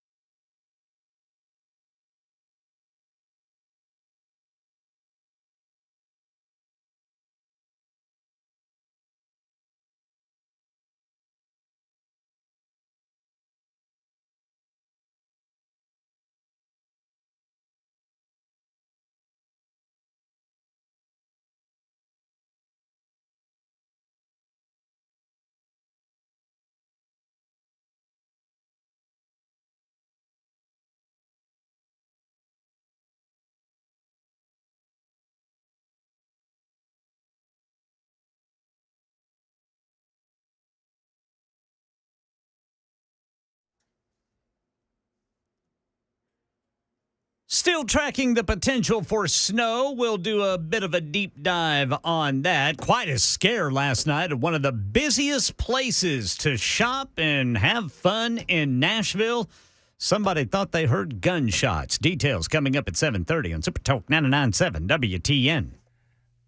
And K-Dub's newscast, a little more than 6 minutes away as we fast approach 7:24 Central Standard Time. I mentioned a thought experiment Donald Trump placed into different political campaigns, but I'm going to delay that thought experiment and share with you instead an email that just crossed my electronic transom. jd@moneyradio.com. And the headline reads, "Greetings from Australia." Heath writes in, "G'day, JD. Greetings from Melbourne, down under." I'll stop the feeble attempt at an Aussie accent. Heath continues, "Change the name from Joe Biden to Donald J. Trump in the influence peddling scandal, and the D.C. media will erupt from its stupor. Journalism is now Democrats' disinformation through withholding information. President Trump also needs a GOP House majority and Senate majority if he is to advance his Make America Great agenda. Otherwise, it will be a repeat of the impeachment circus unleashed by Nancy Pelosi's House during Trump's first term. Longer term, a Republican must win the presidency in 2028. Otherwise, incoming Democrats will obliterate all of Trump's executive orders and accomplishments, just like Biden has done. That is why Trump should stop attacking DeSantis. Sincerely, Heath, down in Melbourne, down under." The cheesy Australian accent, I couldn't help myself. But Heath, I thank you very much for the thoughtful email. Just one point about Mr. Trump. Now, we chronicled for you his handy-dandy new label for old Joe Biden. He's a Manchurian candidate. Pretty good line. Happens to be true in my estimation. The other thing Trump does, he is a ceaseless and constant. Well, ceaseless would mean this. He is totally into self-promotion. For example, I just happened to glance up at the televisions here in the broadcast bunkhouse, and they were recounting the appearance of Donald John Trump in the motion picture Home Alone 2. "The director, the producer, they begged me to do that movie," says Mr. Trump. As with all of his projects, there is nothing greater, there is nothing better. Look, that is a penchant for self-promotion. And at times, it can come in an unlikely situation, but if you oppose Donald Trump, you become a target for the names, the uncharitable monikers he comes up with, and a variety of ways of being portrayed. So while Heath offered that long-term advice, and indeed there is one kind of cheesy website, maybe you've seen it, We Won't Don Ron. You've been getting those emails if you're a conservative activist. We won't Ron Don, man. Well, first of all, or Don Ron, I should say, here's the problem. It's not a big deal. It's just something to keep in mind. Mr. Trump has many different residents. But let's just say he wanted to put Governor DeSantis on the ticket.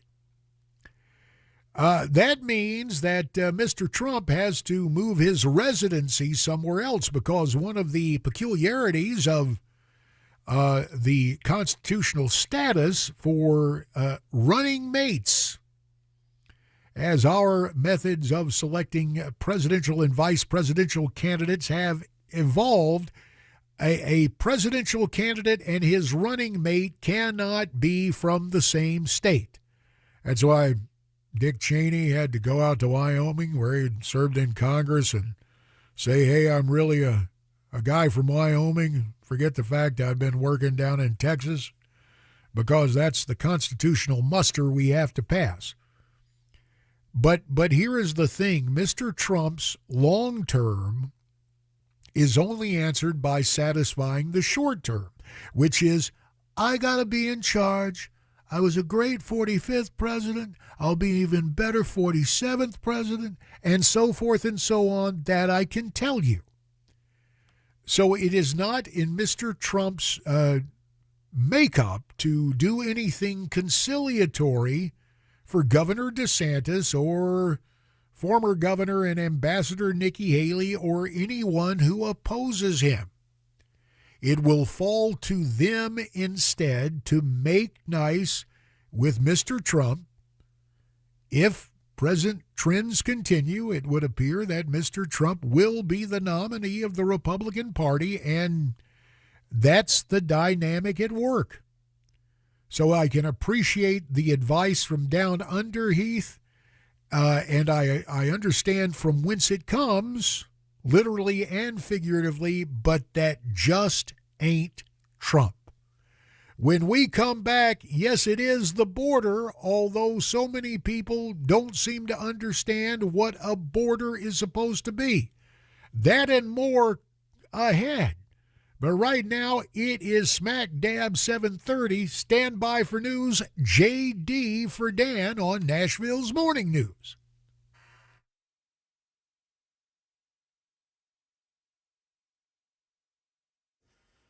7:30 on the dot. I'm Ken Weaver with your top stories. Stefano DiPietro answering the burning question this morning. Will there be snow? It's not going to be big accumulations. If there's anything, very minor accumulations, and mostly in the higher elevations as well. So this isn't a panic to the grocery store, buy the bread, milk, and eggs. It's not that. It's not even close to that. But it is the first snowfall some of us will get to see this season, and it's not going to take a whole lot to maybe give us some slick spots on bridges and overpasses. More details, including the timeline during the full forecast and traffic in 5 minutes. Quite a scare last night at one of the busiest places to go shop and play in Nashville. Police were called to Opry Mills Mall after customers thought they heard gunshots. I'm just really thankful, honestly. It's just that we're all safe and nobody got hurt. Turns out what people thought were gunshots were actually metal chairs hitting a tile floor during a fight between teenagers at the Haagen-Dazs store. Two teenagers, aged 16 years old, another one 14 years old, taken into custody. December is on track to have the highest number of Border Patrol apprehensions ever. U.S. Customs and Border Protection reportedly nearly 10,000 apprehensions a day on average over the last week. This amid U.S.-Mexico talks about the historic levels of this illegal immigration. Here's Trevor Ault. A source familiar with the talks says the U.S. is hoping to find ways to convince Mexico to do more, to ramp up immigration enforcement on its side of the border, and discuss incentives to encourage people to stay in Mexico rather than cross into the U.S. Don't be surprised to find a line at the counter of your neighborhood convenience store. Nobody won the top prize in last night's drawing, so the estimated jackpot for tomorrow is up to $760 million for an annuity with a $382 million one-time cash option for the Powerball. A couple of players came close. One ticket in California scored $1 million. One player in Texas won $2 million. That's the latest news. Traffic and weather next. I'm Ken Weaver, WTN News. Today's show happened because I saw a comment. He said, why don't you do something on doves and dove fields and how to find them and things like that. So yeah, all right. Good idea. It's past opening day, but like you said, it can work. Yeah. Because the season is long. It runs for 90 days and there's 3 segments, so we're going to cover all that today. Let's rattle off the season. September 1 through September 28th is the first segment of Dove, and then October 14th through November 5th, and then December 8th through January 15th. 15 is your bag limit. So September 1 is opening day, and that's at noon in Tennessee. September 1st has been one of those days. I mean, you'll see guys. I mean, they'll take off work. Have big big cooking and getting together with friends, and it's kind of neat to see. Yeah. Historically, it's a huge social event. I'd say the majority of the hunters probably hunt opening day, opening weekend, and then won't pick up a shotgun until next year. So, we have 2 other segments besides this one, running in October and then even all the way through, January 15th. There's a lot of opportunity throughout the year. On our website, tnwildlife.org, on our homepage, you can click the button there to dove hunting, info, and fields is what the button's titled.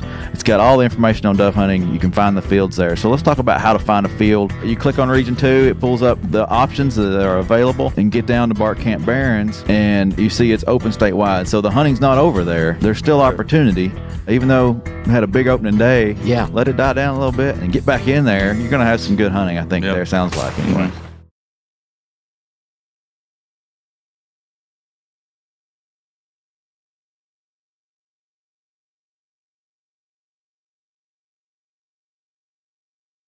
For many of us, generators are becoming a must-have household appliance. From unpredictable weather to surprise outages, it's better to be safe than sorry. Generator Supercenter of Nashville offers fast and easy installations with 24/7 service and monitoring to all brands of generators and expert repairs done right. Our mission is to make owning a backup generator simple and easy. Visit your local store today or check us out online. Generator Supercenter of Nashville. We serve all Middle Tennessee.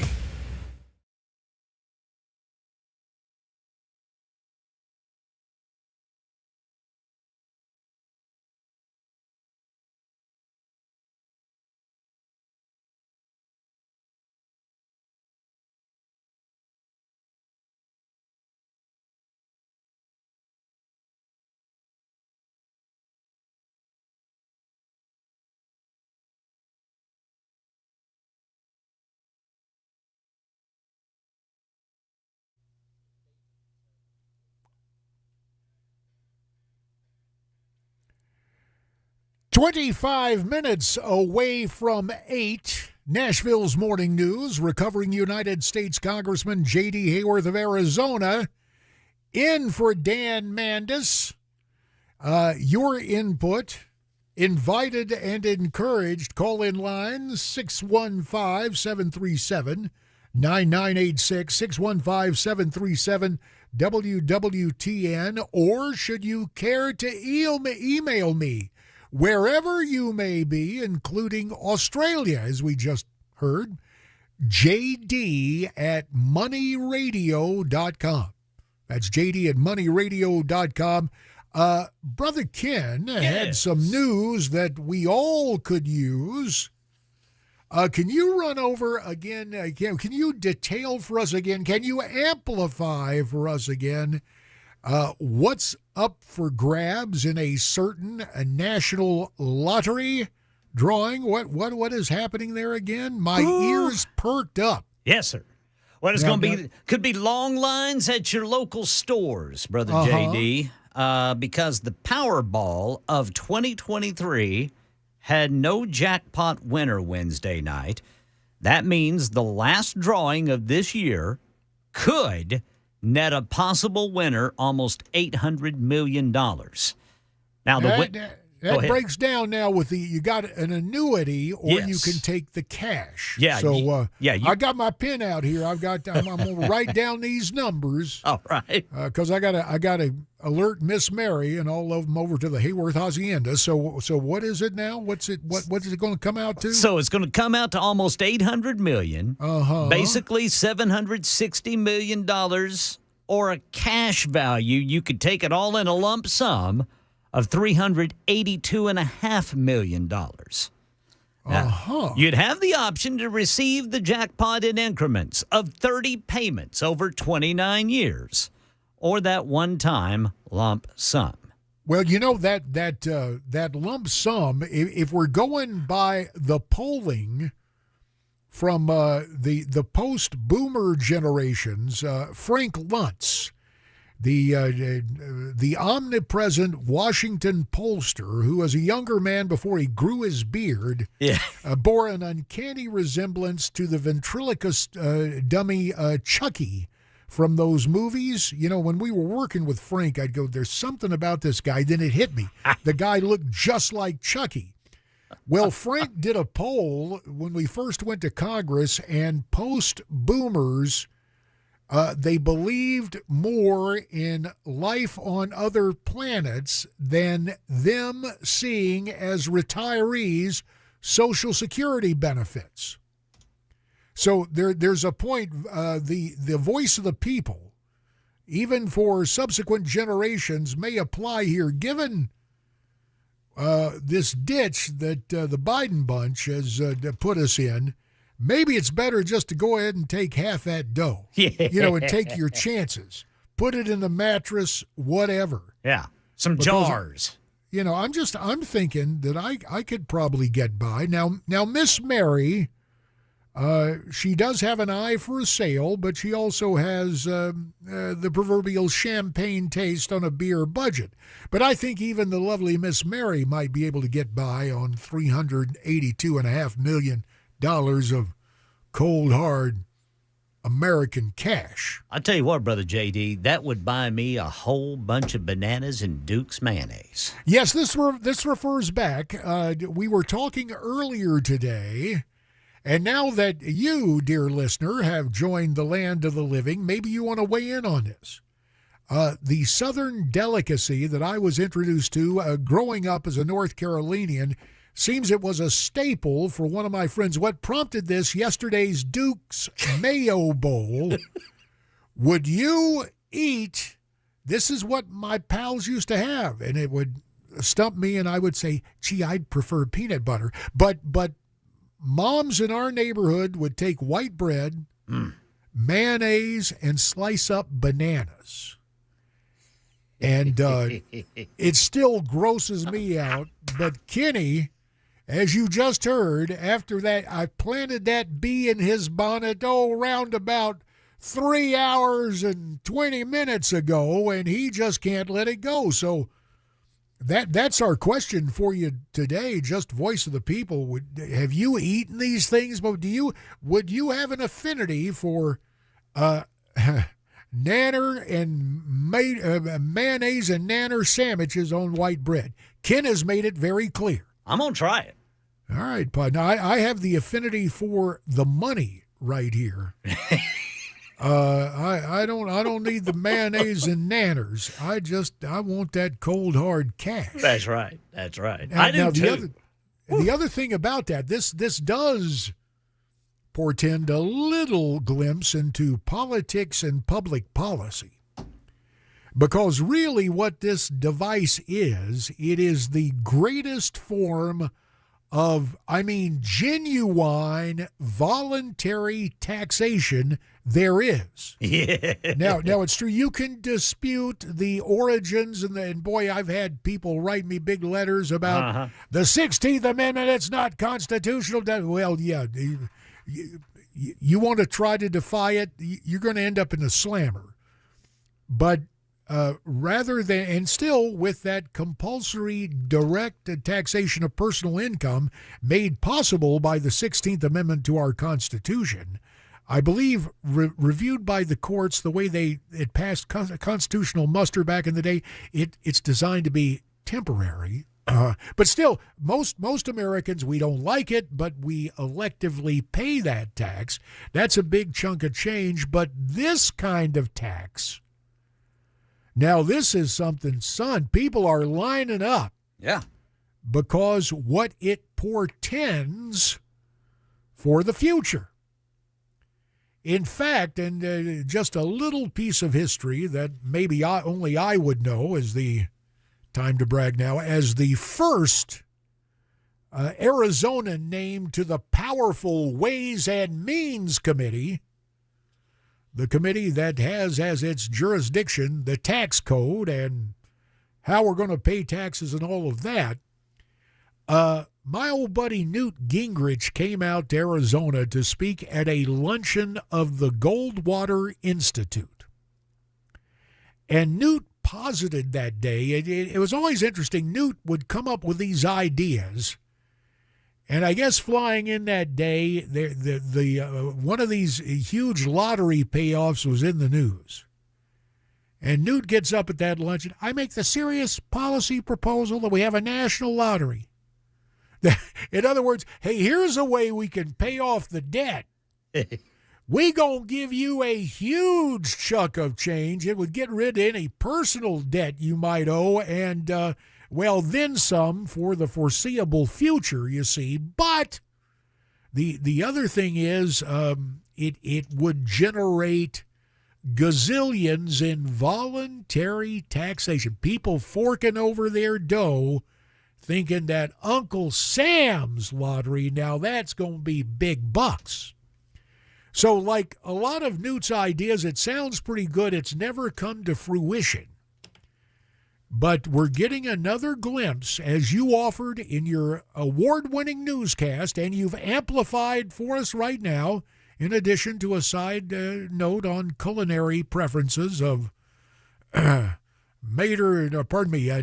and mayo sandwiches. Mater and mayos I can get along with okay, I guess. But we appreciate it, Ken. In our own way, we are indebted to you, sir. And we thank you ever so much. It's the least I could do, Brother J.D. All right, when you peel out of the Radio Ranch over there on Music, are you going to go line up at a convenience store near you and buy a bunch of tickets? Actually, I'm going to go to the grocery store to buy a bunch of tickets because remember, I got to get my bread, my mayo, and my nanners. We will expect a full review of your Southern delicacy when we get back here tomorrow on many of this same station. Is that a deal? Will you report on your personal assessment of nanner and mayo sandwiches on white bread? I shall do it. Well, that's all we can ask, Ken. And yet we ask so much more. Thank you, Podna. 7:45. Well, old Jack is coming back because he is ensconced right there keeping up with things in the Paul Winkler WTN Traffic Center. What's happening?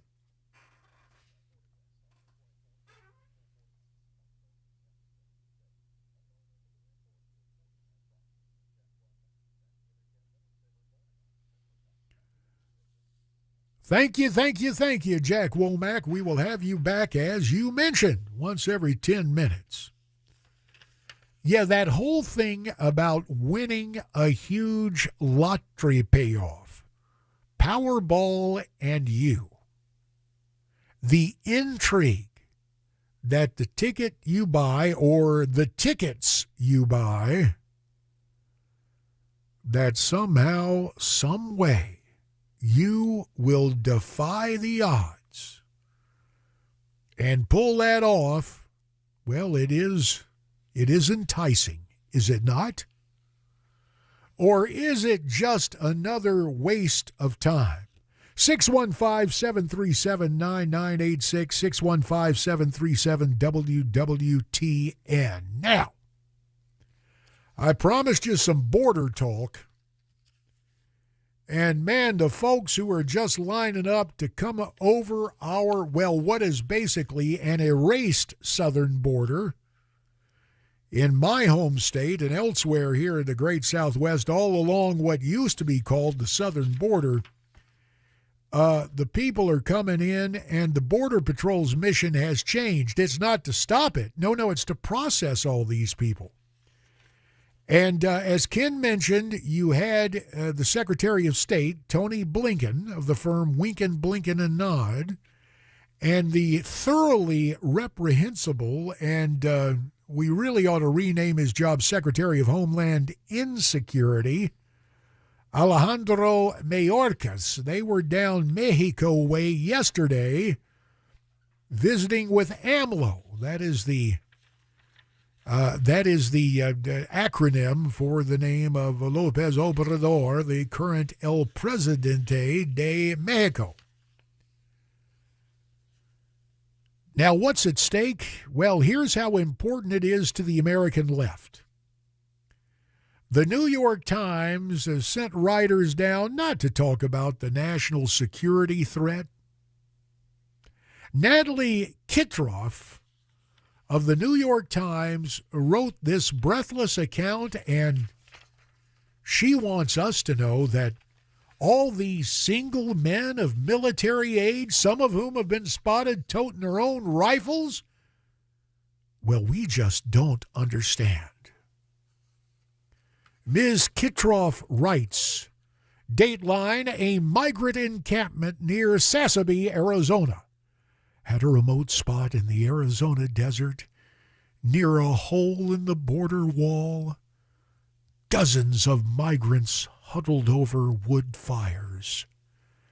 After fleeing war in Sudan, violent gangs in Central America or Mexican cartels, the men had all crossed into the United States illegally, walked on foot over rugged terrain for hours, and arrived at this outpost exhausted, angry, and cold. I'll spare you more of the purple prose. Let's move down to a quote. Apparently, this particular Border Patrol watch commander figures if he's talking to a New York Times reporter, the Biden bunch will give him a promotion. Here is what the aforementioned watch commander of the Border Patrol, one Scott Carman, told the New York Times, quote, "We're not equipped to deal with this. It's a humanitarian disaster." Close quote. Okay. It's more than that. It is a clear and present danger to our national security. But the mythology of the left and your open border pimps who come from a variety of political parties, there is one compelling interest. You are supposed to view these people as victims. Don't think about the angel moms. Don't think about the families that have lost loved ones at the hands of violent illegals. Don't think about the innumerable number of traffic accidents caused by illegal motorists with no insurance who are able to get away. Think about ultimately the trillions of dollars in your tax money going to pay for the care and feeding and what the left and a few alleged conservatives hope will be the amnesty for a whole new bunch of American, quote, citizens. It's on. And it is B-A-D bad. Now, in mere moments, you'll hear the other goal of one of the open border advocates, well, turned victim in his own right. That would be the mayor of Chicago, and that is still to come. It is 9 minutes past 8. It's J.D. for Dan, and it's Nashville's Morning News.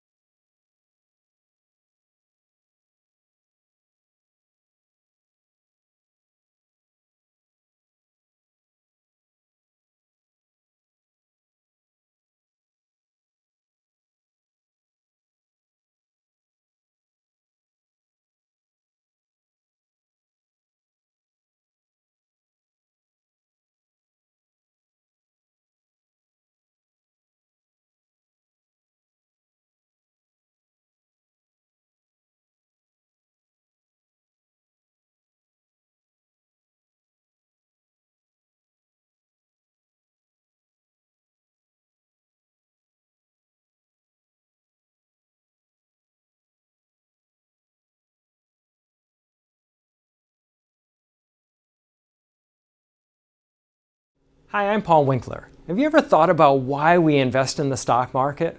Well, you often hear because we want to protect ourselves from inflation. Well, what is inflation? It's prices going up.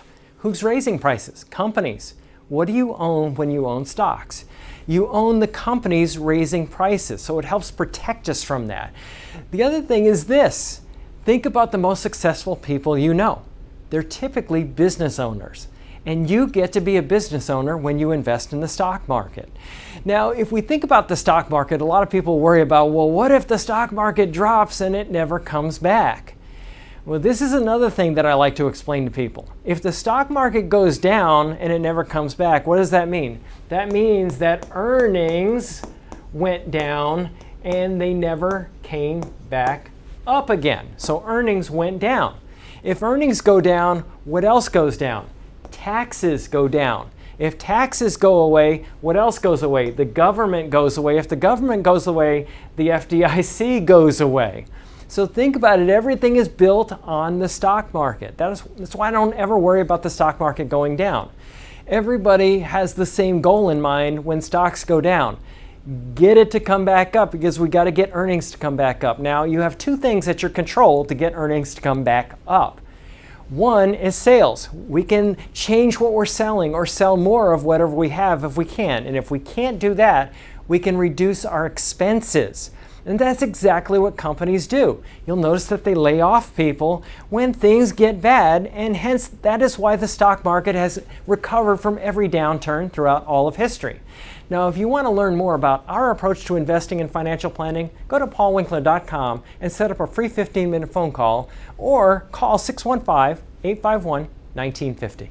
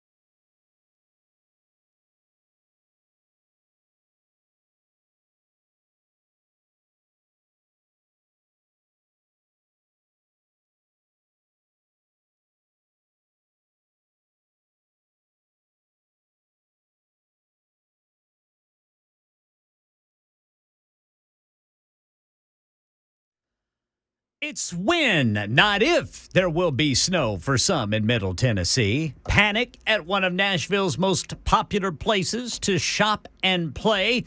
Mexico says it's going to put together a task force after that big illegal immigration meeting with President Biden's top cabinet members yesterday. These stories and more at 8 on Super Talk 99.7 WTN.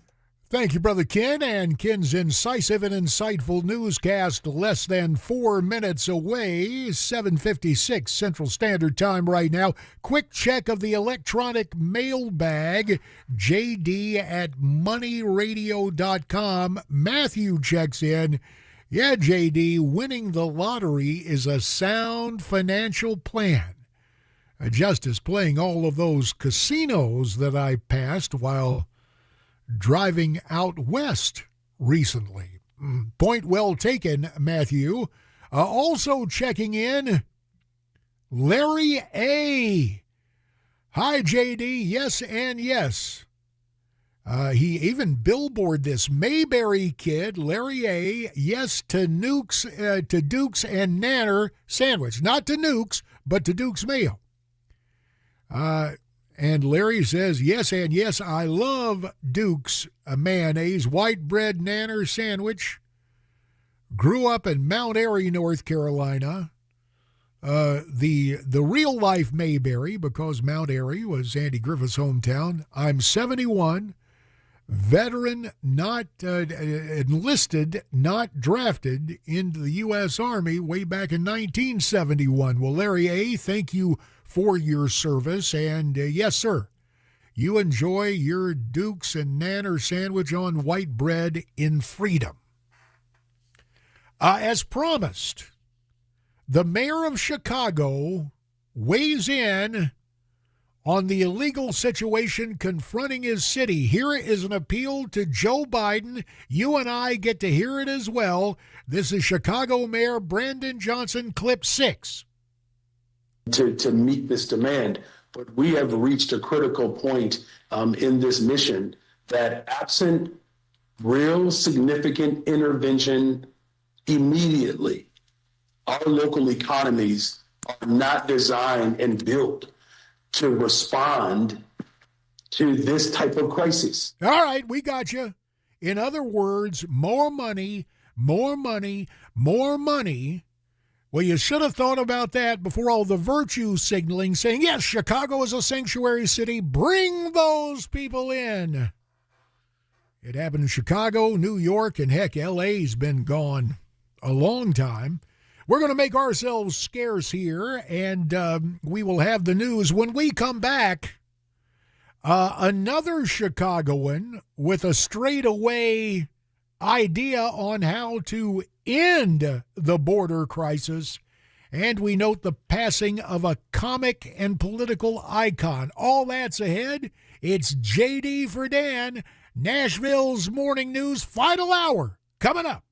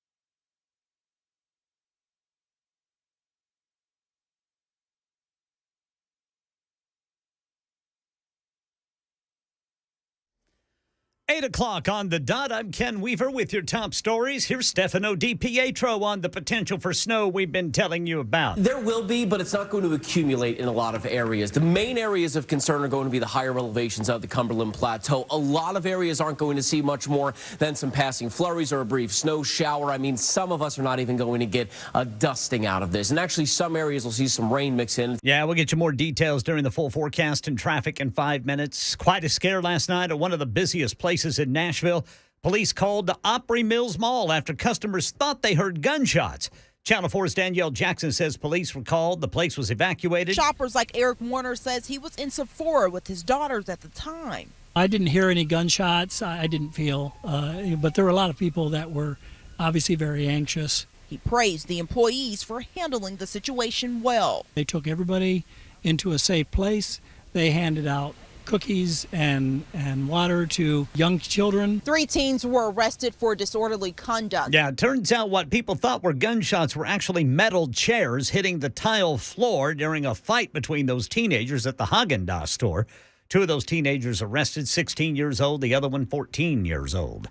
Southern border security update. Andy Field says that big meeting between President Biden's top cabinet members and Mexico's president on the crisis has ended without any specific agreements announced. Homeland Security Secretary Mayorkas saying he and Secretary of State Blinken had a very productive meeting with Mexico's president. That country's foreign affairs minister saying they will create a task force focused just on immigration issues, and they'll work with Central and Latin American nations to try and stop the flow of migrants. That group will meet again at the end of January. December's now on track to have the highest number of Border Patrol apprehensions ever, according to Customs and Border Protection data. The agency reporting an average nearly 10,000 apprehensions a day over the last week. Right now on Nashville, no more snake handlers on Lower Broad. Metro Council voted, and Mayor Freddie O'Connell signed off to ban the display or exhibition of animals for payment or gratuity on or near public property. People have been taking pythons to Lower Broad to make money, but experts say snakes in the wrong setting, like where a lot of people are, can turn dangerous very fast. Money news now. Jim Ryan says Add another $85 million to the Powerball jackpot. Nobody won the top prize last night. Expect a line at your corner convenience store as hopeful lottery players queue up to buy tickets for Saturday's drawing. Jeff Coate already has the money spent. What I would do is do my best to help the family, community, charities. While Mohammed Kibria's pipe dreams are decidedly less altruistic. Go on vacation, buy a new house. Saturday's Powerball jackpot is an estimated $760 million. Market Numbers Report. Market Numbers brought to you by Beacon Capital Management. Online at beaconcm.com. Dow Futures down 68. S&P down 2. NASDAQ up 38. That's the latest news, traffic, and weather next. I'm Ken Weaver, WTN News. For many of us, generators are becoming a must-have household appliance. From unpredictable weather to surprise outages, it's better to be safe than sorry. Generator Supercenter of Nashville offers fast and easy installations with 24/7 service and monitoring to all brands of generators and expert repairs done right. Our mission is to make owning a backup generator simple and easy. Visit your local store today or check us out online. Generator Supercenter of Nashville. We serve all Middle Tennessee.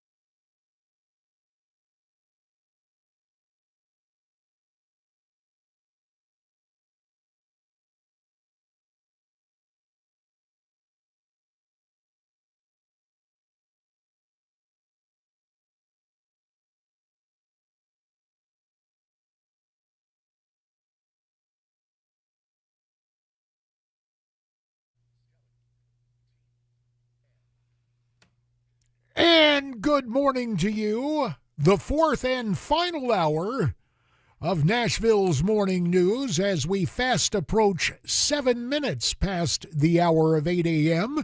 Central Standard Time. Not your standard program. No. The legend in his own mind and recovering United States Congressman J.D. Hayworth of Arizona in for Dan Mandis. And unless there are strenuous objections from management, I shall be here to complete this modified work week tomorrow. Still to come this hour, we take note of the passing of a comic, musical, and political icon of the turbulent 1960s. That is ahead. Also, talk about the triumph of sports marketing. yesterday's Duke's Mayo Bowl in over in Charlotte. It brought me delight because as an NC State alum, I saw North Carolina fall to West Virginia. But it also prompted childhood memories of growing up in North Carolina, where a staple at luncheon tables throughout the old North State was this concoction. It would be sliced banana and mayonnaise twixt a couple of pieces of white bread.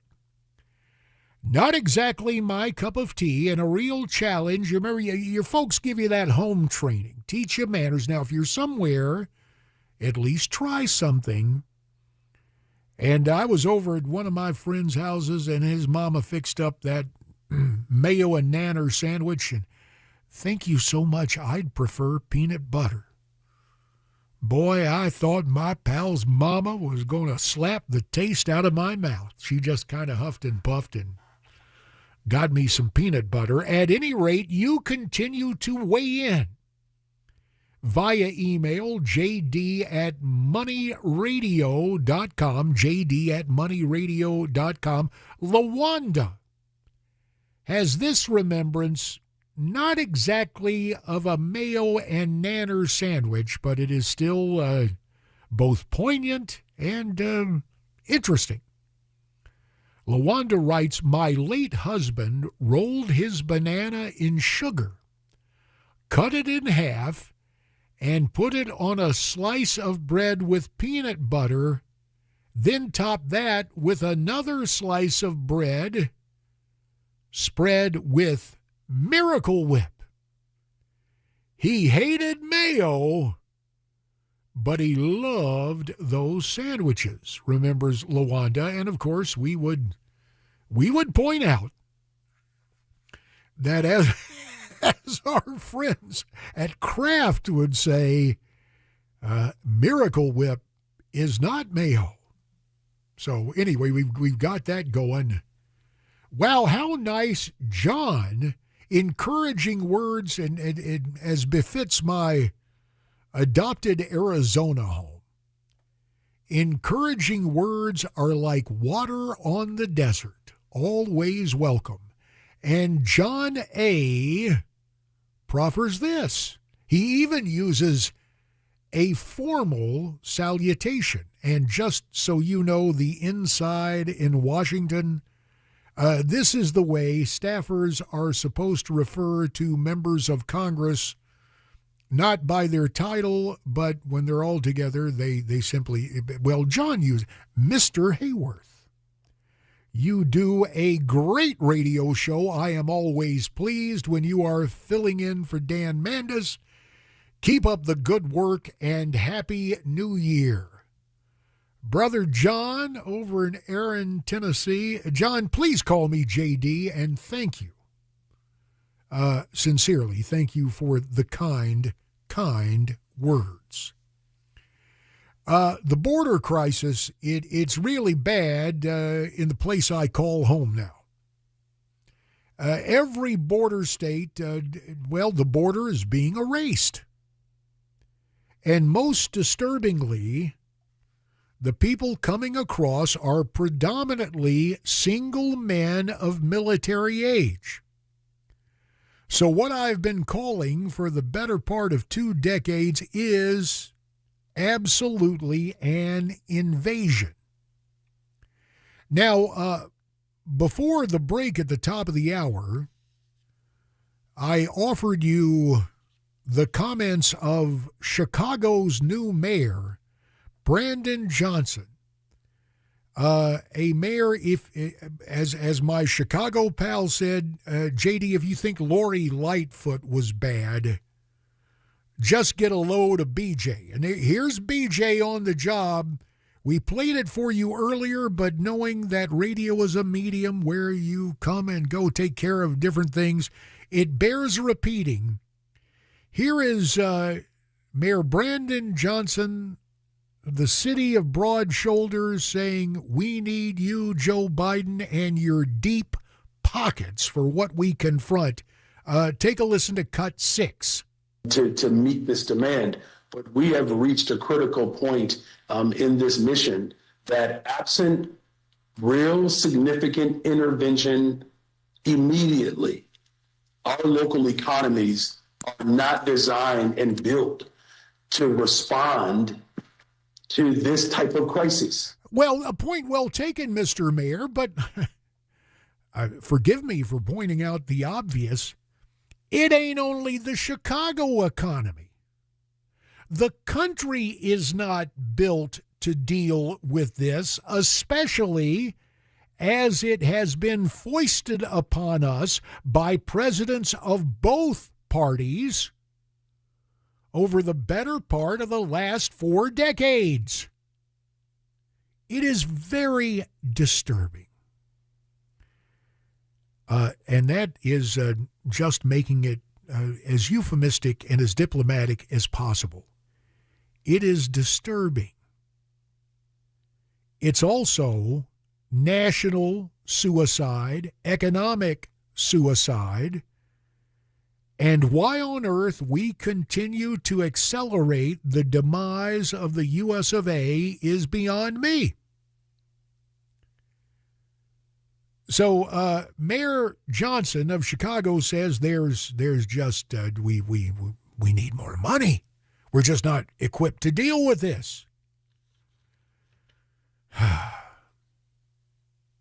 And all the talk on my side of the aisle, the open border pimps who'd say, well, these people are hardworking and they're gonna become hardworking, tax-paying Americans. Yeah, right. Even were that true, and for a small segment of the population, I don't doubt its veracity as far as it goes. But here's the problem. Whatever they're paying in taxes is the proverbial drop in the bucket as opposed to the tidal wave of tax dollars it's going to cost you and me. It is a net loss and then some. But straight ahead, no elected political official, but I guess you'd call him an activist. He's got the solution. And you'll hear that in mere moments. Right now, though, it's 8:15, time to get the update on traffic. From the Paul Winkler WTN Traffic Center, here's Jack Womack.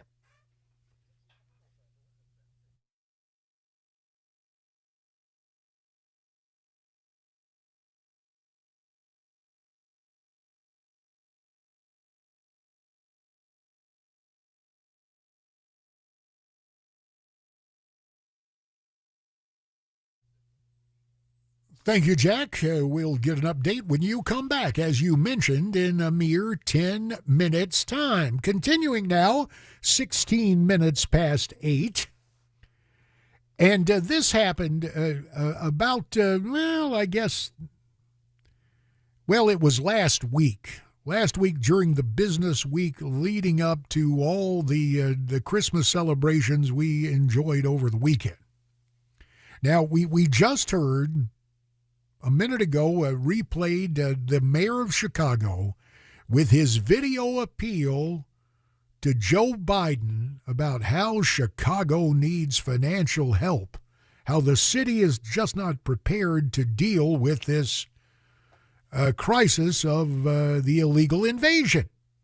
As I correctly pointed out, I believe, ain't nobody ready to deal with this. That's why we have laws on the books that should have been enforced through all these years when everybody was looking the other way and the Wall Street Journal was writing editorials like the one on July 4th, 1999, that there should be a 5-word amendment to the United States Constitution. There shall be open borders. And I got to admit, I was suckered by some of that, but then came 9/11, and the scales fell from my eyes. Yet the Journal and the New York Times and the LA Times and certainly the Arizona Repugnant and the Tennessean, all of those publications weigh in about the noble, hardworking illegal immigrant. Oh, that's right. They're supposed to be noble migrants now. Well, the guy with the best handle on this showed up at a Chicago City Council meeting last week. It was time for citizen comments. And this gentleman, a self-described black activist, cuts right to the chase. Take a listen to clip 7. And call ICE on them. Trump, come in here.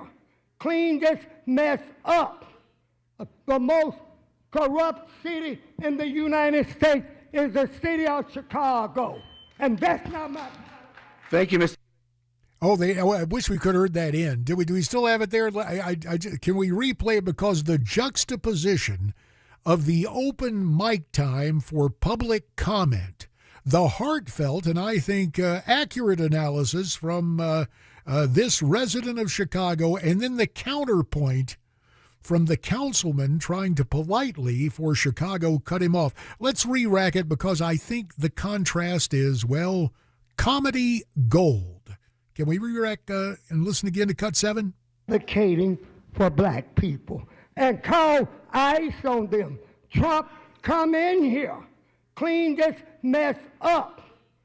The most corrupt city in the United States is the city of Chicago. And that's not my... Thank you, Mr. Blakemore, for your comments. Thank you, Mr. Blakemore, for your comments. Your microphone has been cut. Well, the guy, you heard him, quoting again now, Trump, come in here. And earlier in the program, if time permits, we may treat you again to the political wit and wisdom of Chris Matthews, the ex-MSNBCer.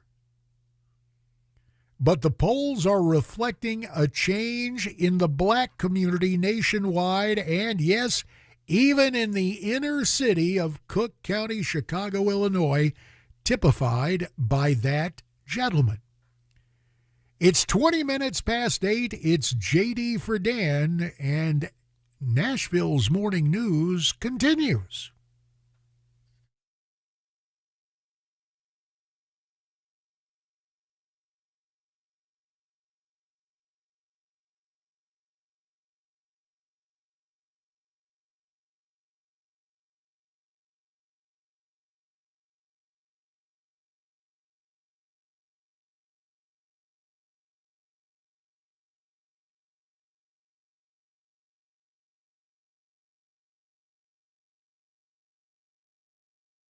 Today's show happened because I saw a comment.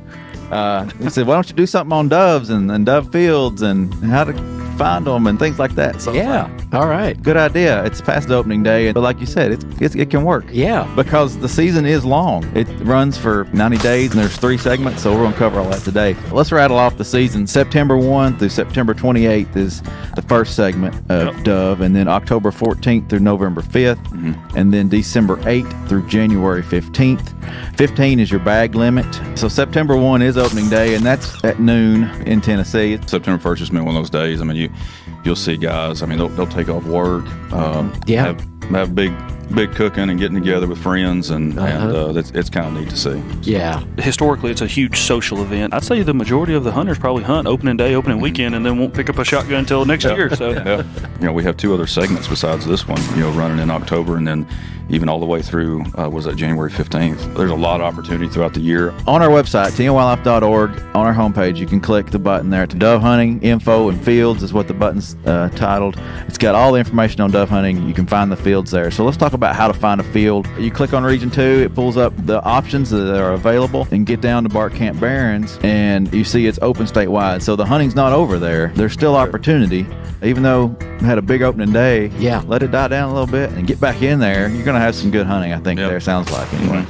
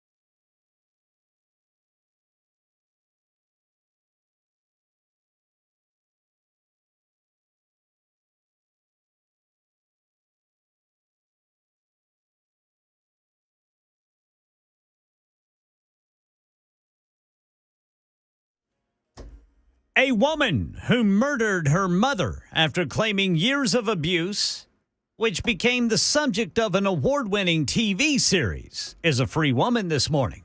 We'll tell you what Mexico has offered up after yesterday's illegal immigration summit involving Biden administration officials. And one of the major entertainment streaming services is going to make you pay to skip commercials. These stories and more at 8:30 on Super Talk 99.7 WTN. And Brother Ken's newscast, less than 6 minutes away, as we're coming up on 30 seconds, well, actually 24 minutes and 30 seconds past 8 a.m., trying to recalibrate, recogitate, and reengage. It's recovering United States Congressman J.D. Hayworth. The great culinary commentary continues. Lisa C., via email to me, jd@moneyradio.com. Good morning, JD. My husband's Uncle Bud ate Duke's mayo with every meal. He passed away this year at the age of 95. Happy New Year, Lisa C. Dear Lisa C., your claim of longevity, courtesy of a certain mayonnaise promoted last night in a bowl game over there in Charlotte, is duly noted, although you neglected to point out if Uncle Bud was an aficionado of sliced mayo, or pardon me, it's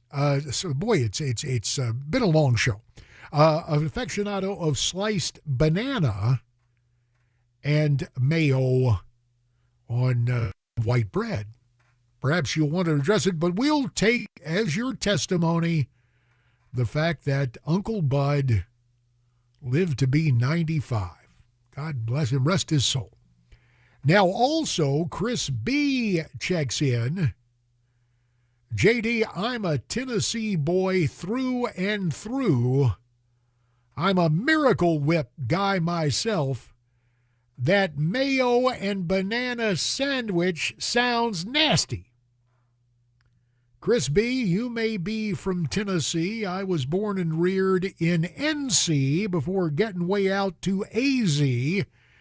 And I agree with you. I cannot stomach that whole notion of peanut butter and, of mayo and nanners. But again, that's just me. Your commentary continues.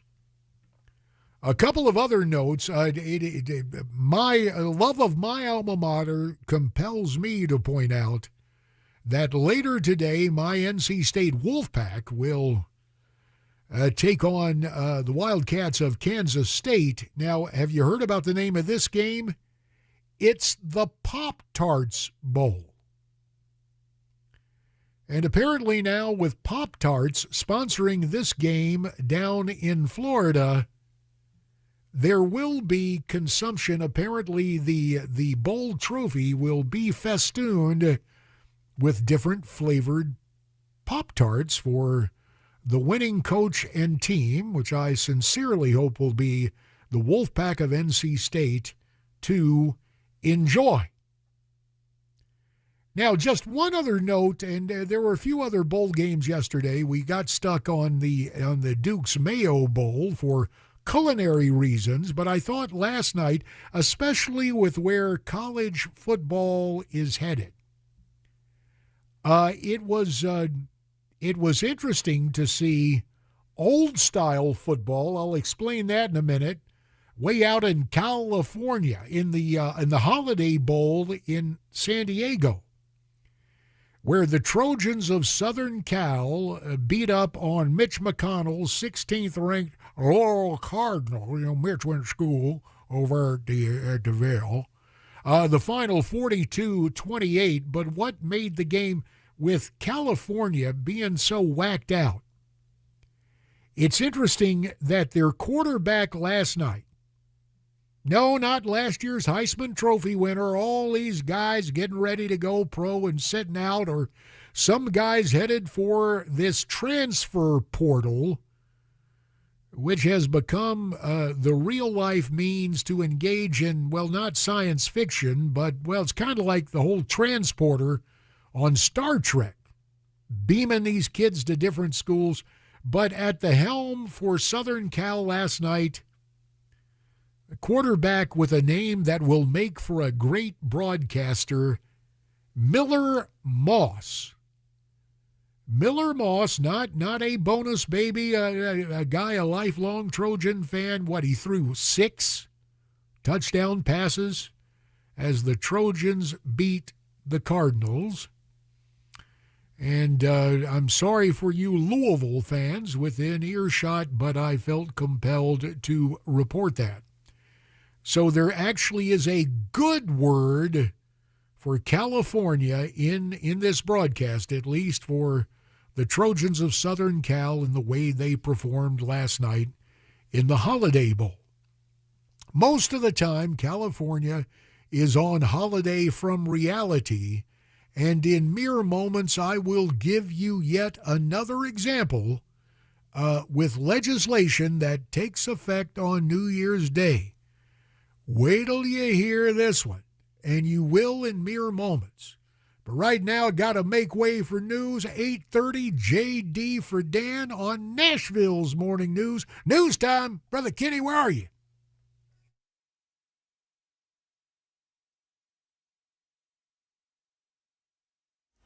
While I'm right here, Brother JD, it is 8:30 on the dot. I'm Ken Weaver with your top stories. Maybe a dusting of snow for parts of Middle Tennessee. The timeline during the full forecast and traffic in 5 minutes.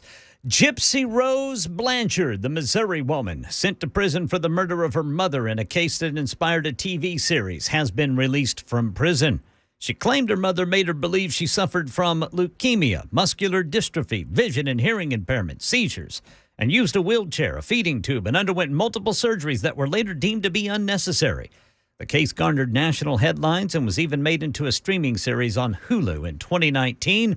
Patricia Arquette won an Emmy for playing Dee Dee Blanchard in the series called The Act, and now Gypsy Rose Blanchard, a free woman as of 3:30 this morning. December is now on track to have the highest number of Border Patrol apprehensions ever, according to Customs and Border Protection data. The agency reporting an average nearly 10,000 apprehensions a day over the last week. Mexican officials yesterday announced the creation of a new task force they say will address the migrant surge at the U.S.-Mexico border, a move that comes after U.S. officials pressed the nation to do more to stem the crisis. Market Numbers Report brought to you by Beacon Capital Management, online at beaconcm.com. Here's Jim Ryan. Stocks were mixed headed into the trading day. Before the opening bell, Dow futures were slightly lower. S&P futures were slightly higher. NASDAQ futures were up 0.3% going into the trading day. The Dow Jones yesterday picked up another 111 points and closed at an all-time high, 37,656. The Standard & Poor's 500 and the NASDAQ Composite each added about 0.15%. The S&P finished near a record of its own. It's a significant bump in weekly jobless filings. 218,000 claims were filed in the week leading up to December 23rd. That's 12,000 more than the week before. And Amazon is putting a date on when advertisements will start showing up in movies and TV shows that you stream through Prime. The company says the ads will go live January 29th unless users upgrade to an ad-free version. That'll cost you an extra $3 per month for Prime membership. All right, we're 2 minutes into the new trading day. Right now, the Dow is up 50, S&P up 8, NASDAQ up 43. That's the latest news. Traffic and weather next. I'm Ken Weaver, WTN News. Hi, I'm Paul Winkler. Have you ever thought about why we invest in the stock market? Well, you often hear because we want to protect ourselves from inflation. Well, what is inflation? It's prices going up. Who's raising prices? Companies. What do you own when you own stocks? You own the companies raising prices, so it helps protect us from that. The other thing is this. Think about the most successful people you know. They're typically business owners. And you get to be a business owner when you invest in the stock market. Now, if we think about the stock market, a lot of people worry about, well, what if the stock market drops and it never comes back? Well, this is another thing that I like to explain to people. If the stock market goes down and it never comes back, what does that mean? That means that earnings went down and they never came back up again. So earnings went down. If earnings go down, what else goes down? Taxes go down. If taxes go away, what else goes away? The government goes away. If the government goes away, the FDIC goes away. So think about it. Everything is built on the stock market. That's why I don't ever worry about the stock market going down. Everybody has the same goal in mind when stocks go down. Get it to come back up, because we got to get earnings to come back up. Now, you have two things at your control to get earnings to come back up. One is sales. We can change what we're selling or sell more of whatever we have if we can. And if we can't do that, we can reduce our expenses. And that's exactly what companies do. You'll notice that they lay off people when things get bad, and hence that is why the stock market has recovered from every downturn throughout all of history. Now, if you want to learn more about our approach to investing and financial planning, go to paulwinkler.com and set up a free 15-minute phone call, or call 615-851-1950.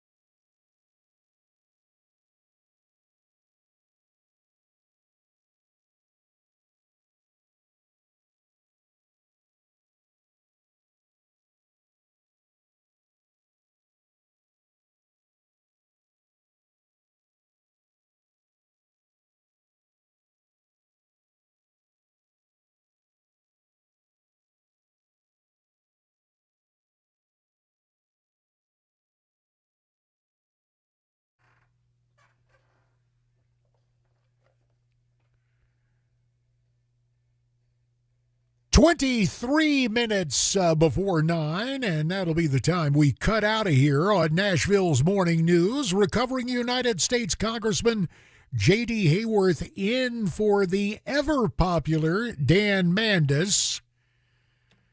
Now, still to come, my little brother weighs in on that whole mayo and nanner sandwich that we came in contact with growing up in North Carolina. That is still to come. I offered a slice of rhetorical flattery to a football game last night in Southern California involving the University of Southern California and their big win over Louisville in the Holiday Bowl. Granted, it was not where the Trojans thought they were headed, but I wanted to do something because I was chastened somewhat yesterday. I happened to hear a little criticism come my way that I was essentially indicting all people and everything, and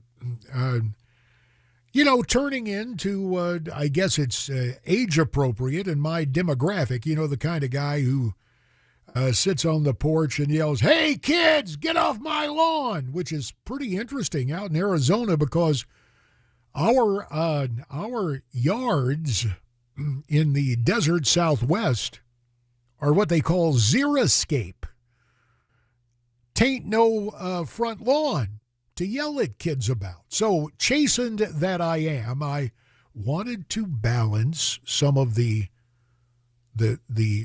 good news from California, scant though it is, with the not so good news. And it is especially appropriate thinking of the exodus of Californians into Tennessee and into my home state of Arizona. Now, you may know of one. We had it kind of play out here earlier this year on Super Talk 99.7 when I was in, and my old congressional colleague, Jim Rogan, who returned to the bench, B-E-N-C-H, a judge who knew the difference between ruling from the bench and legislating from the bench. Well, he and his family decided to amscray out of Southern California, and he is now a proud resident of Middle Tennessee. And he was a great congressman. You may recall he was one of the managers in the Clinton impeachment. And oh, how history could have been different for both Brother Jim and I, but I digress. So Jim is one of the good Californians who's come to Tennessee. Back in the day in Oregon, there was a liberal Republican governor. Yes, there are such folk, now fewer and further between. Tom McCall was the governor of Oregon, and he had signs put up to those who would drive into Oregon from California, hey, welcome, now turn around and go back home. He had a term for those Californians showing up, and we could use that term for Tennessee and for my home state of Arizona, as we get news that for the third consecutive year, California is losing population, but mindful that some guest talk host may have kids riding with him in the car, even though the statement would be biblically correct. It's a little off color.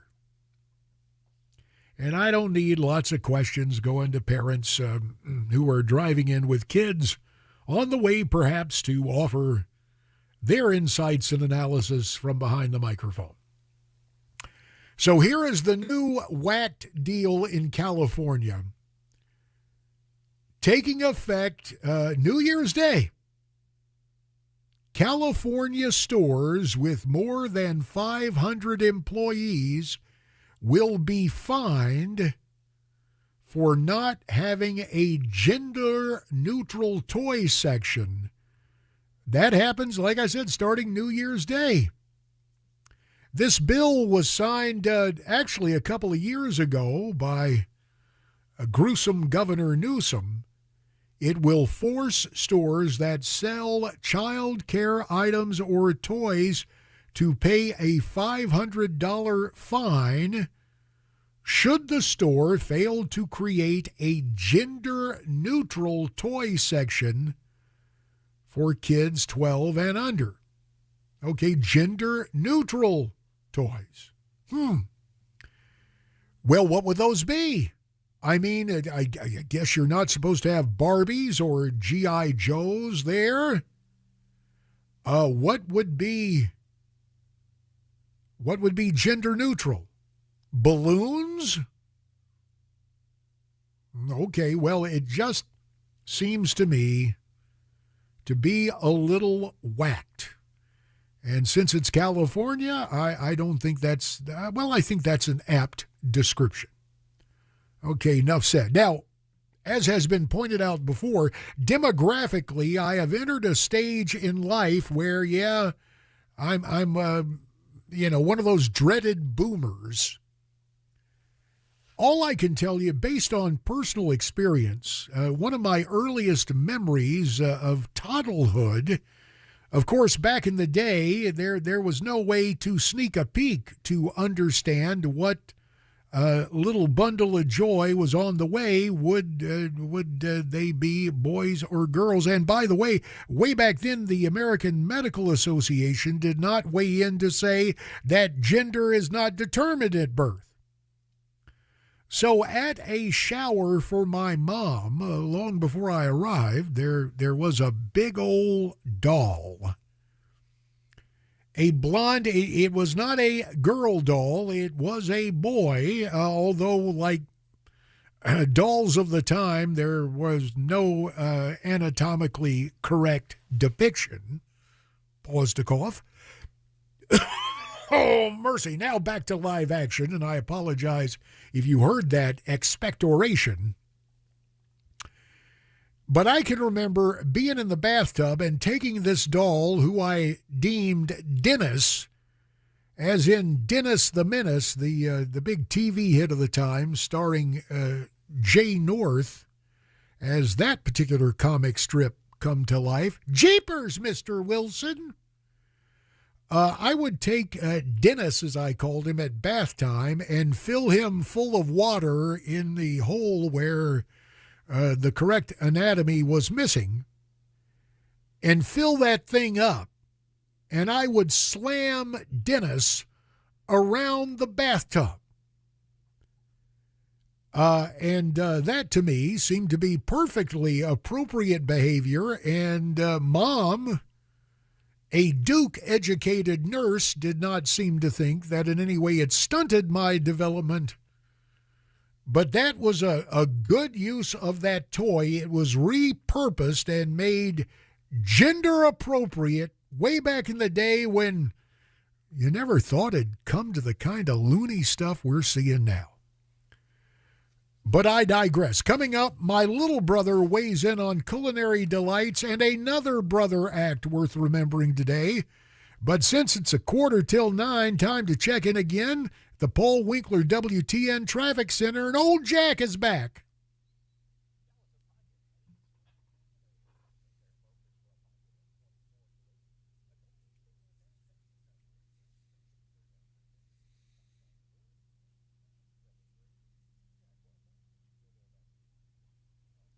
Cool. And we thank you very much, Jack Womack, and drive safely, won't you? Now, straight from Lil Bro, if I might brag a bit, one of the great field trainers of all hunting dogs in the U.S. of A. They're in the Silver Valley of North Carolina by the Uwharrie Mountains down in Davidson County. My little brother Philip checks in. I didn't do that mayonnaise and banana sandwich either. I like peanut butter myself, but separately speaking, I do like Duke's mayonnaise. Remember, it's got that twang. Big brother, I had a friend here who liked mustard and banana sandwiches. Okay. Now, that's where I draw the line. Now, come on. Now, mustard, I can almost see that, Kenny. No. I can almost see that, pal. But we're gonna get your full report. For some reason, that taste to me doesn't seem as coarse and vulgar as mayonnaise and banana. But we're gonna get your culinary report as you. I'm not going to say you recklessly drive out of the beautifully appointed studios on Music Row and barrel into a grocery store to get your white bread and I guess it'll be Duke's mayo, since we've been talking about that, and you sample that, and we'll expect that full report tomorrow. Right now, and you may remember this, Kenny, since you're of a certain vintage. Hearing from my little brother reminds me of the act I first saw before my little brother arrived. I saw these two guys on the Jack Benny program in all their black and white splendor as younger fellows. They were doing a spoof of the folk singing scene, as it was back then, with great prominence. They were outstanding musicians, Tommy and Dickie Smothers, and there was something about seeing Tommy Smothers say to his younger brother Dick, although Dick seemed to be much more officious, much more authoritarian, and, Tommy seemed to be in a state of arrested development, there would come the charge, oh, yeah, well, Mom always liked you best. And that just kind of stuck with me through the years. Tommy Smothers passed away yesterday at the age of 86. Actually, it happened Tuesday. The statement was officially issued yesterday by the National Comedy Center. And growing up the mid to late 60s, the Smothers Comedy Brothers Hour, as they transposed words on purpose, Sunday nights on CBS, opposite Bonanza on NBC. Well, the Smothers Brothers had theyself a hit on their hands, and CBS started having problems. Because CBS, of course, Bill Paley, the chairman, but the president at the time was Dr. Frank Stanton, and the CBS suits were worried about another president by the name of Lyndon Baines Johnson and some of the topical humor of the Smo Bros. And in fact, for your listening enjoyment, it really became a counter-cultural phenomenon for the American left and for opposition to the Vietnam War. So right now we're going to go back in time and hear a segment of the Smothers Brothers accompanied by George Segal. You may remember George, the actor and comedian who played a banjo. Here is a portion of the Draft Dodgers Rag. This is clip 8.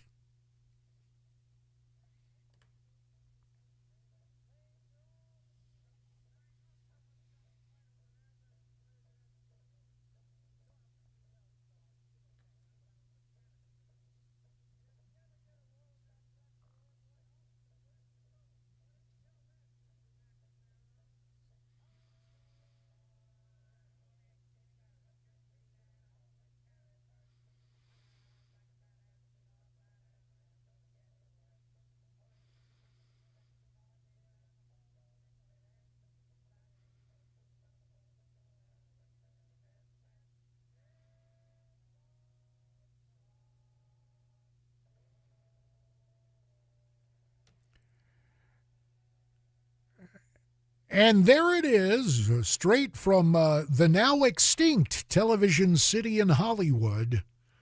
The Smothers Brothers, Tommy and Dickie Smothers, along with George Segal, and just a portion of the Draft Dodgers Rag. For what it's worth, our old buddy, the late, great Glenn Campbell, don't mean to name drop, but really he was a personal friend of mine. We went to church together and would visit quite a bit in my days, well before and during Congress, when Glenn and his family lived in the Phoenix area. And Glenn said of Tommy Smothers, man, there was never a TV producer like Tommy Smothers, because, that was back in the day when a regular variety show would go on summer hiatus, and there'd be a summer replacement, and that's where the Glenn Campbell Good Time Hour came into being. But when CBS finally pulled the plug on the Smothers Brothers, it was replaced, and here's our Nashville connection. It was replaced not by Glenn Campbell. Glenn was part of the regular lineup on CBS already. It was replaced by, are you ready for it? Hee-haw. And so there's your Nashville connection to the Smothers Brothers and the demise of the program. If you want to read a great book about it, might I recommend Dangerously Funny. That's the saga of the Smothers Brothers and older brother Tom Smothers, who was in a pitched battle with CBS over the content of what was a late 1960s comedy variety show with a heavy dose of counterculture to boot. And we remember Tom Smothers, who left us earlier this week at the age of 86. And now you know. Before you and I part company, a great act of kindness for Christmas from Dolly Parton. That's straight ahead right now, 6 minutes till 9. JD for Dan on Nashville's Morning News.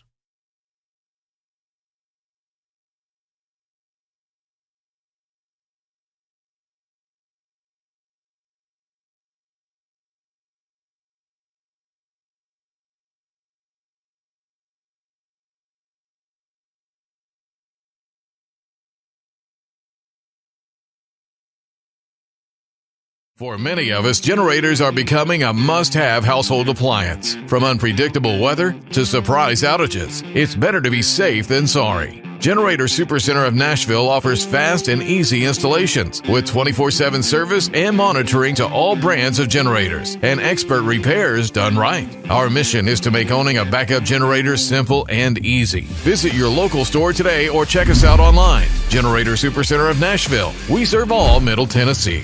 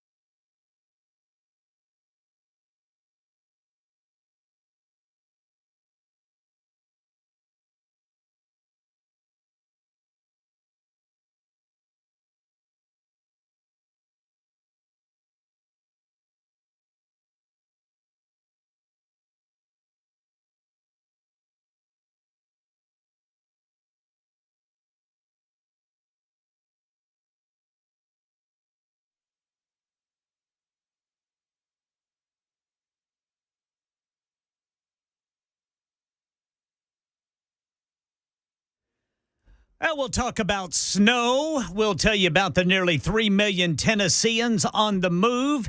And then Gypsy Rose Blanchard, the woman sent to prison for murdering her mother, claiming years of abuse and inspiring a TV series, is a free woman this morning. These stories and more at 9 on Super Talk 99.7 WTN. Thank you, Kenny. Before we go, more stuff coming in on mayo and nanner sandwiches. We'll save it for tomorrow. Quick note, what a nice Christmas gift from Dolly Parton. A man in Orem, Utah has stage 4 colon cancer. His dream was speaking to Dolly Parton. Dolly P made it so. The gentleman, LeGrand Gold, goes by his initials LG. Dolly P sang her song, I Will Always Love You, to LG, and she changed the lyrics to I Will Always Love LG. For Dan Mandis, J.D. Hayworth, back tomorrow on many of this same station. Stay brave, stay free, stay tuned.